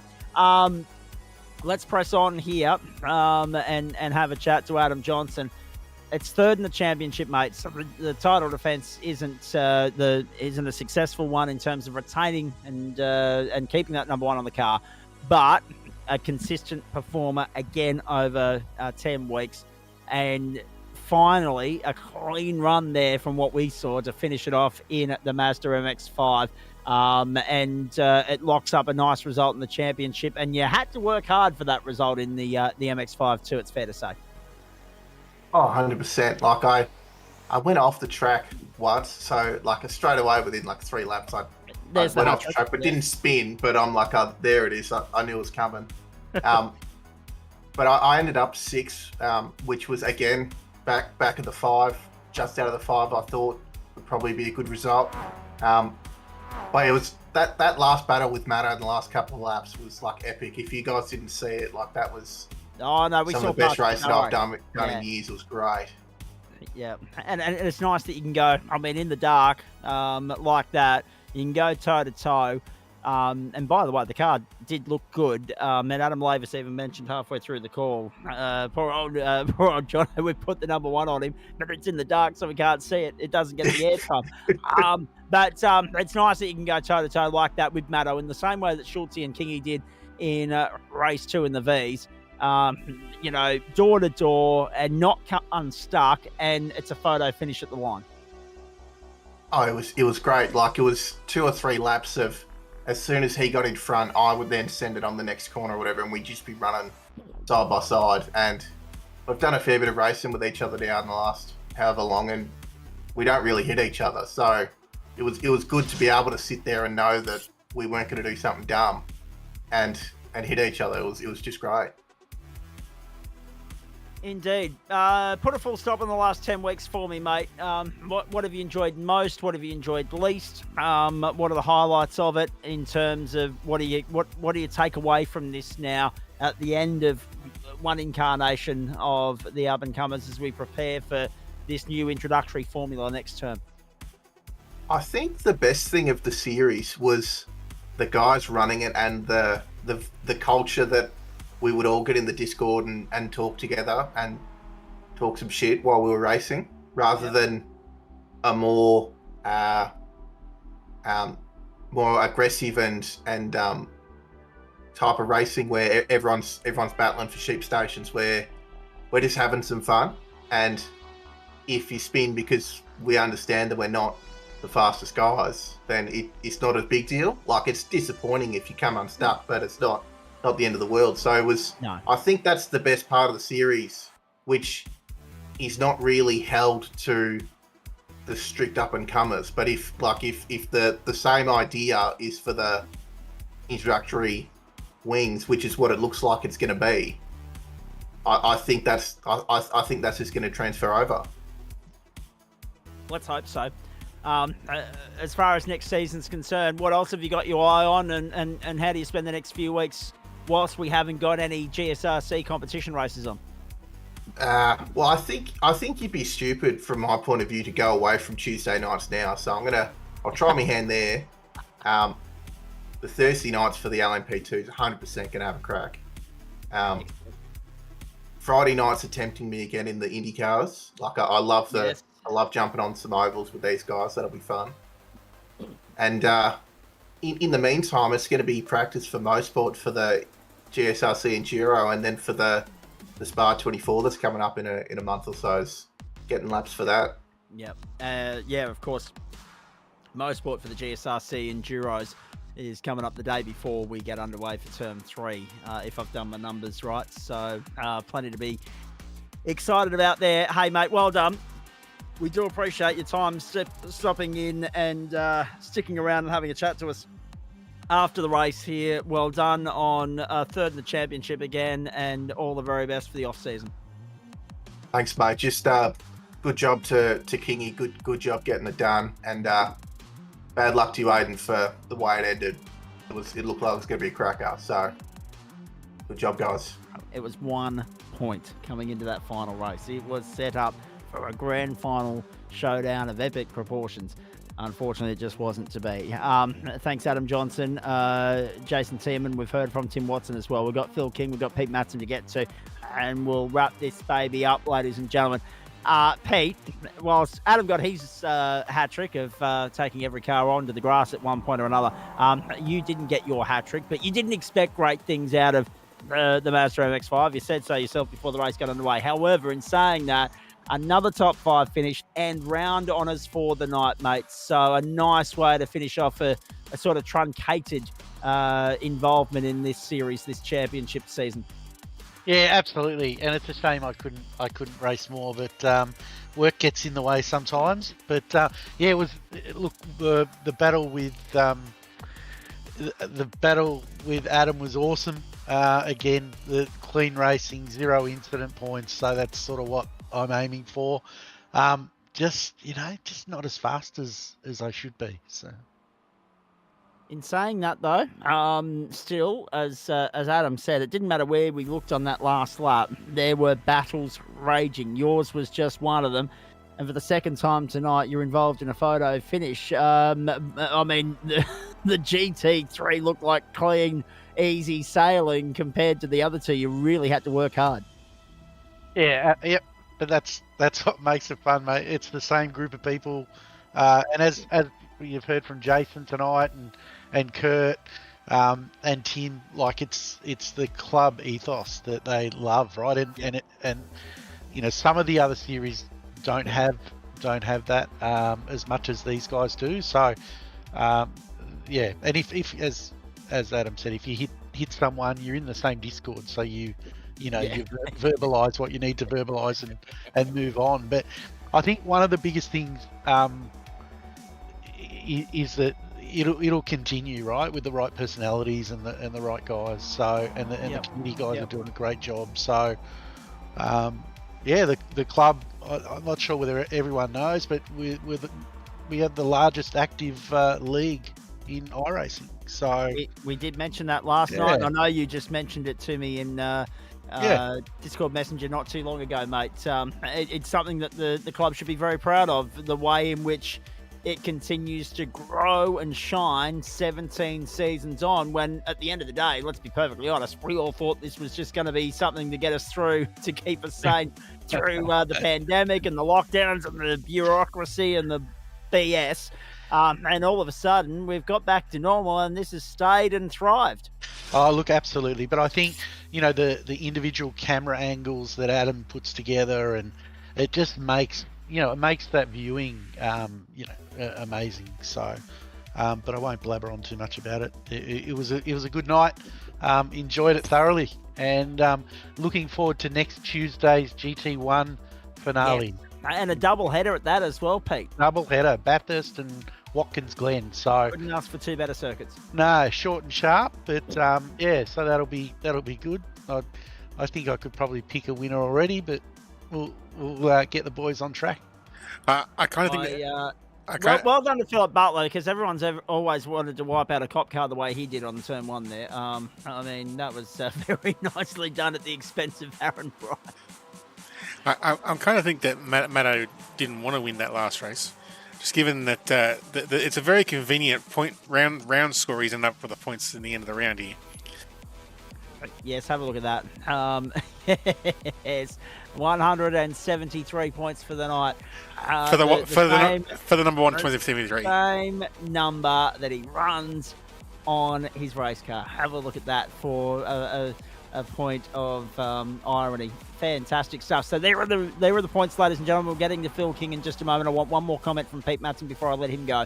But 143 for Phil King tonight, 109 for Adam Johnson, 107 for Schultze. So even though he was a non-classified there in race 3, he only missed out on the podium by the skin of his teeth. And look at Tim Watson and Phil Butler on 106 as well. But Pete was well out in front on 173 points tonight. Now, as far as the championship's concerned, 811 for Phil King, 760 for Aidan Schultz, 728 for Adam Johnson, 687 for Tim Watson, then Phil Butler, 669. Gap back to Jason Tierman. Pete, you've finished absolutely beautifully there, made up 4 spots into the top 10, 509, 504 for Andrew Bailey, who was here and then not at one point tonight. Michael Ladder, 499, and 454 for Aaron Bryan. As far as the mini breakdown of the championships are concerned there, as you can see, the GT3s, in fact, Kingies swept the 3 of them. The 321 played 312 for Adam Johnson and 304 for Tim Watson in the GT3. 342 played 306 for Aidan Schultz and 285 for Adam Johnson in the Formula V. 315 played Adam Johnson's 256 and Jason Tierman's 250 in the Mazda MX-5. So Phil King, dead set, the master of the king, if I can use that terrible pun at this time of the night, of the Van Ryn Cup in Term 2 of 2024. Matto, one last thing from you. We'll send Formula V out on a high on Thursday night. What's caught your eye? What takes your fancy for next term, mate? What are you most excited about? Zach, I haven't looked at it, to be honest. A lot of the Just got it work, up on the screen, Pete. mate. I'm watching that, but no, look, I haven't even focused on it at the moment. So, Yep. yeah, I've got some major focuses at work and drilling down with that. So that just needs to take priority, which has affected a little bit of time on the track. But I'm trying to show them the Orbit cars winning, so that they go, yes, that's really good, right? We'll keep investing. Yeah, exactly right. It's great to have Orbic on board as one of our great valued supporters, mate. It's great to have you on board as per usual. Hopefully we'll see you back here in a full-time capacity next term, mate. Obviously, dig in for the next couple of weeks and clear a little bit of the schedule for term 3. We're very excited about Mustang Corvette on Monday night. We're excited about LMP2 on Thursday night. It's the Porsche Cup coming back. There's so much to be excited about. It's a great time to be part of the club. Yep, fantastic. But the club's only as good as its blokes, and they all seem bloody pretty good tonight.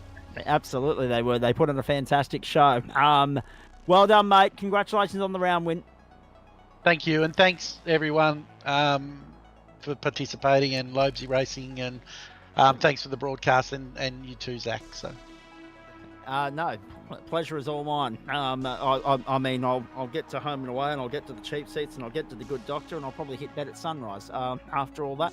It's a pleasure to be here once every 10 weeks on a Tuesday night, just to put the full stop on the season and give you guys a little bit of time in the spotlight. Thanks, Pistol. Appreciate it. Well done. To Phil King now, to the champion, ladies and gentlemen. He's reached the top of the summit. He has swept the 3 of the disciplines on offer here. He's a deserving champion. I mean, not without a little bit of a scare from Aidan Schultz along the way, who's still with us, I might add. And I'm sure Schultz will chime in here in just a few moments' time. But Phil, good evening, good morning to you, I should say. Congratulations again. I mean, it was edge of the seat stuff. It was, heart and mouth sort of stuff there going into the finale. 1 point the difference between you two. It was in your favour. I guess I want to know where was the heart at? How was the heart rate going into that finale? Were there nerves at your end? Yeah, Zach, definitely nerves. I thought that last race was going to be a cracker because there was only. They're only seconds separating us in the first 2 races, and Aiden's closed the gap. So I really thought that last race was going to be, if we were close together, it was going to be all time. But commiserations to Aiden. It just, sometimes luck doesn't go your way, and I mean, that's probably the worst way for it to go. So hopefully we get a chance to duel again sometime. But bad news for Aiden. And to be fair, Phil, I mean, you've been on both sides of that legend now. You've been in the position that Schultz is in at the moment, where luck hasn't fallen your way. It must be nice, though. I mean, as disappointing as it is for Schultz, it must be nice for you to have finally cracked through and got the monkey off the back, mate. Yeah, definitely. I've had a couple of runner-ups, so it's been good to win this time for sure. Is it true that the family's taken the day off? What is now Wednesday in New Zealand to celebrate this one?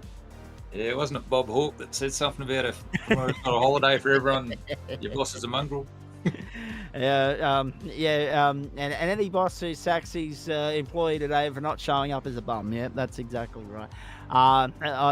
The America's Cup of 1983, it lives on in folklore. There's no doubt about that. Hey, mate, talk us through the motions here. When did you find out that you just had to bring the thing home? When did you find out about Schultz's demise here? Oh, I heard poor Schultz in Discord. I mean, I think he had a rough start, and then his wheel went, and I think he had a rough run up to it too, with his PC giving him grief. So probably wasn't a good week for him at all. But heard it through Discord because all the guys obviously talk to each other, and then also my good wife, she likes watching it and came running in, giving me the update on where things were at. So there's a bit of pressure off, but it's still a lot of fun. And you fought all the way to the end, mate. Let's be perfectly honest. There was the sense that if you could have got by Bruce Barnes a little bit quicker, you might have been able to have a crack at Sam Stride and Aaron Russell. But there was no point risking it, was there? You still were able to bring home the car into a podium spot, and as points have shown, lock up the top of the tree, not just as far as the championship's concerned, but also as far as the MX-5 portion of it was concerned. Yeah, definitely. I mean, probably a couple of points there. One, it's a testament to the guys how, everyone's racing for fun, and that none of us got really wrecked there tonight, that were racing for the points. So it's really nice racing for these set of guys. And then two, like you said, there's probably no point trying to throw it away when there wasn't much to be gained by it. And that's the other point as well. And I mean, again, I don't want to hold you up too long. It's bloody 1 o'clock. But the reality of the matter is, we don't get too much of an opportunity to talk to you in general, let alone as a champion. So we're going to enjoy this moment, and we know you are as well. No doubt the adrenaline running through not just you, but the entire household, it would seem, early on a Wednesday morning. But the reality of the matter is, you've just highlighted a key point. You had a couple of cameo appearances there tonight. You had a couple of guys that weren't in contention that you had to contend with. And that, we know that can go one of two ways. It can either work for you or it can work against you, either in terms of they've played a part in, putting distance between you and your championship opponents, or you've been wiped out by one of them. That didn't happen tonight. But no doubt, that's something that would play on your mind. It adds a little bit of pressure to the situation before you even start. Yeah, definitely. I think it's one of the good things about up-and-comers. You guys just give each other that bit more space, so it actually gives you a chance to learn how to race a bit more wheel-to-wheel and get used to not taking each other out. And you can definitely see even from the start of each season to the end of the season, myself and the guys, we all seem to get better and better at that. How nice as well for you now, mate, to have got the job done here, and unless we see it come back in a new incarnation as the up-and-comers somewhere down the line, you will go out as the incumbent up-and-comers champion until such time as it reappears on the platform, if ever. That's got to sit well with you. Yeah, no, definitely a bit of luck on the last one. I mean, a bit sad to see it go, but I'm hoping the same set of guys also get into the open wheelers because, like I said, we've got used to racing each other, and be a lot of fun even in the open wheelers. And to be fair, let's not beat around the bush here. You seem to really enjoy Formula V, so if you take to the rest of the open wheel offerings the way you do Formula V, there's no reason why you won't be in championship contention again at the end of Term 3. Yeah, thanks, Zach. No, I definitely enjoy the open wheelers. Probably the other thing is this is the first season I've really sort of learned that, if I'm sort of trying to be quick enough to keep up for the front guys, even in the up-and-comers, I've got to do some practice during the week. So, yeah, for sure I'll try and practice, and if I can get some top 10s in the open wheelers this next season, I'll be stoked. Apart from the obvious fact that we'll see you Thursday night for the V's around Magello, where else are we going to catch you in the next short while? What else is catching your attention as far as Term 3 is concerned? And I guess how, once the celebrations have wrapped up over there at the end of tonight, how much of the next 2 weeks do you take off, and how much of it do you spend preparing for Term 3, mate? I'll have a bit of fun for the next couple of weeks, maybe do a few fun official races. And then, next season, really keen on the open wheelers, and then probably the only other night I might do is the production cars. They're a lot of fun too. No interest in the LMP2 on the Thursday night? No, I haven't really done the LMP, but any of the quick cars, I'm probably just too old and slow.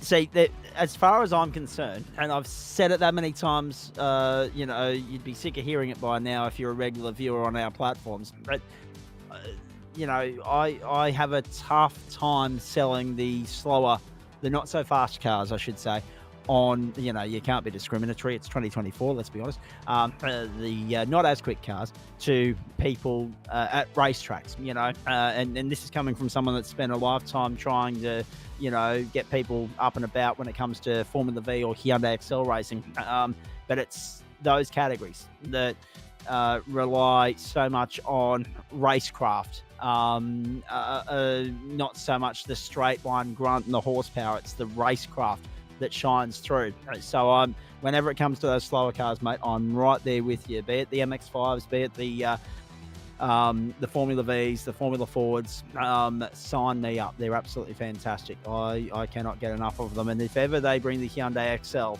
into iRacing circles, heaven help us, we are going to have a field day. There's something to be said about these slower cars. Great appreciation for, the top end speed and everything else for the supercars, the GTs and whatnot, but we can have just as much fun and just as good racing out of these little Formula Vs and the Mazda MX-5s, and they've proven that tonight on the platforms of the GSRC. Hey, Phil, the floor is yours, my friend, to thank whoever you want at the end of the road here before we put a full stop on tonight. Oh, well, thanks, Zach. So many people to thank. Probably starting with the sponsors, the main sponsors, Roten, Siders putting it on. Obviously, Lobezy Racing, wouldn't be able to do this without them. All the committee, and then including guys like yourself, Zach, Adam with the film work, Ben setting up the servers.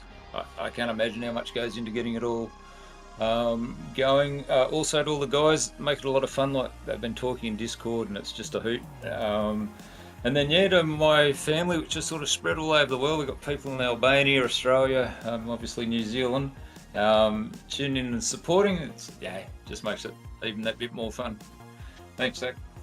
No, you're welcome, mate. Thank you. And it's Dale had the final word there as well. Not too old and slow for a championship, big boy. I think that just sums it all up perfectly. Hey, well done, mate. Thanks for the entertainment you've provided tonight, right in the thick of it. All three races. Not the most memorable run with GT3, but by G, came home like a wet sail with both the V and the MX-5. 2 third-place finishes and enough to get the job done in the championship fight. So well done to you, and we look forward to seeing you on Thursday night for the Vs. Thanks, Zach. There he is. Thanks to Phil King. Thanks to Aidan Schultz. Thanks to Tim Watson. Thanks to everybody else that's graced us with their presence here on the platforms of the GSRC in the post-race show tonight for the Lobezy Racing up-and-comers, the Van Ryn Cup. Of course, as we salute, paid homage and paid tribute to Brendan Van Ryn, one of our former club members who was a mainstay here in this championship for some time, but tragically passed away during the break between Turn 1 and Turn 2. And I think very fitting that we were able to pay tribute the way that we have by naming the championship after him. And of course, Phil King, a very worthy winner of it. And you got to feel for Schultzy, but Adam Lavis, you know it as well as anybody else. You've been there in championship contention. It goes one way or the other. There's always a winner. There's always a loser in that situation. And for all the the celebrations that'll go on for Kingy and his stable, you know what it's like to be on both sides of that ledger, and we know that Schultzy will come back with a point to prove next term in whatever championship he plies his trade at. Yeah, I know exactly. It was like the my first sort of mainstream GSRC championship chance. I was leading the V8 Supercar Dev Series, and we went to Bathurst and came to the final pit stop. All I had to do was stay within like three. I only sent like 3 or 4 positions within Joe, and I had it wrapped up because I had the lead. Coming to the final pit stop, and we hit a weird bump in the pit lane and locked the brakes and got 1 million penalties for pit entry, and that put me out of it. So, no. So yeah, it's just one of those things. So something can catch you out in a blink of an eye. Something catches you out, and all of a sudden, the whole season just goes out the window. You're like, it's a devastating feeling. But the one thing it does do, it lights a fire under you for the next season. So then you come back and you have another crack. Redemption and revenge is often sweet. There's no doubt about that. And as I say, there's no big prize checks on the line here, ladies and gentlemen. These guys are just racing purely for the love of it and for the camaraderie that goes with it. But that doesn't mean that they don't wear their heart on their sleeves. So for every good luck story, there's a couple of guys licking their wounds tonight. That just adds to the spectacle, and it just adds to the storylines when we get back here next term. We can't wait for that. So the sun sets on one of our great offerings here on the platforms, the Gentlemen's Sim Racing Club, the Thank you to Dale King for that comment there as well. We pride ourselves on our presentation. We pride ourselves on the fact that we've got a platform in which to broadcast the action on, and we wouldn't be able to do that without the drivers, without the sponsors, without the committee that put in all the tireless effort behind the scenes to make everything work the way that it does. It looks smooth, it looks seamless. The wheels are in motion perfectly, but a lot of work goes in behind the scenes. It's often a thankless task to make all of that happen. We just get the best part of the job, but the show is put on by the drivers. At the end of the day, without them, what would we be here with and for? The answer is nothing. A big thanks to Adam Lavis for his help tonight, doing a bit of overtime with me on a Tuesday night this week. Big thanks to those of you that tune in at home, because at the end of the day, it's you guys that interact with us that give us a feel of having an audience there. Otherwise, it's just a couple of mates having a conversation for 3.5 hours.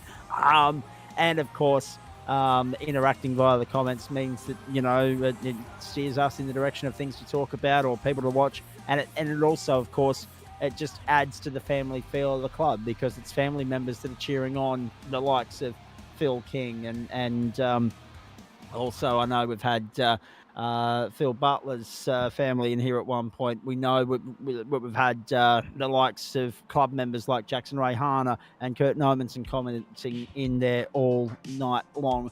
And Chris Stark was prominent there last night. So it doesn't happen without the community, and it's a big one, and it's one that we're immensely proud of and we're lucky to be part of.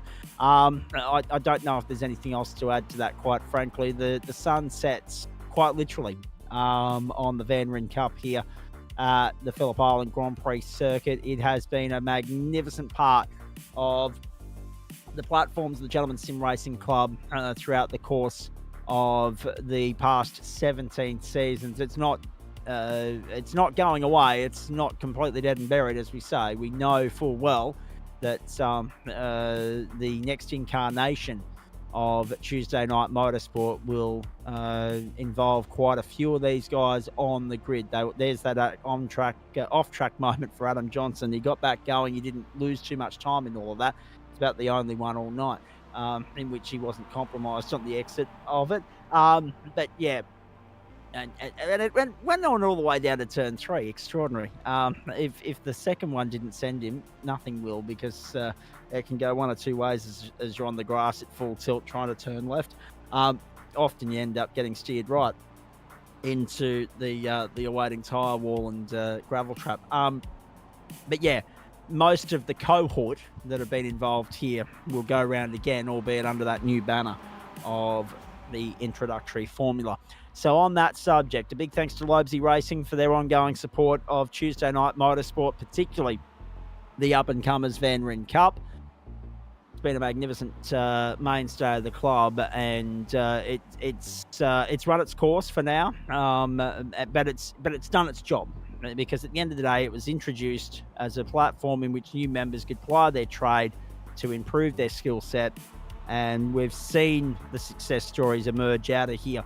I'm pretty sure Jackson Rayhana was an up-and-comer once upon a time, and look what he's gone on to do. So, no, it is a magnificent. It has been a magnificent part of the club for such a long time, and it quite rightfully holds its place in our hearts and in the treasured history of this club. There'll be a great chapter dedicated to the history of the Up-and-Comers series. And on that subject, can we just say as well, send all of our love to Brendan Van Ryn's teammates, his friends, his family, and everyone else that's still, obviously processing and dealing with and coping with the unexpected, untimely loss of the great man who was a part of our platforms for a good chunk of time there as well. It was devastating news when we got it, and it's nice that we've been able to pay homage to him in some way, shape or form.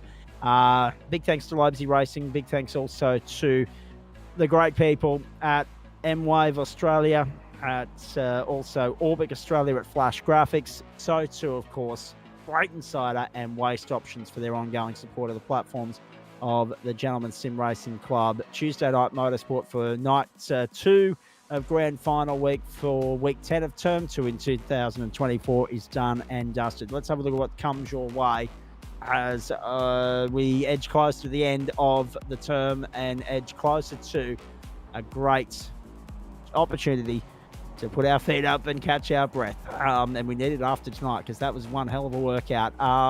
Wednesday night motorsport takes us to the Interlagos circuit in Brazil first up.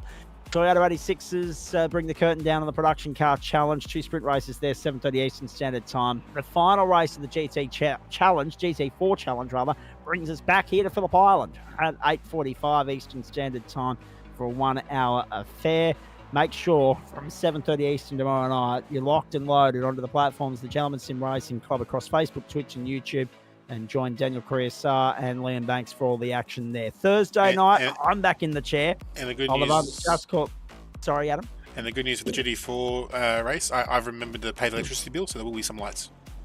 Excellent. Right, lovely. Excellent. That's what we'd like to see. The old electricity bill. So in other words, you're telling me it's a daylight affair, an afternoon affair.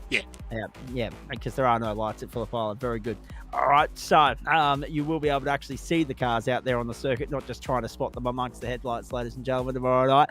Thursday night, actually, it looks spectacular, to be fair. Well done to... it might not have been intended to happen that way, but it looks spectacular, so well done to Benny.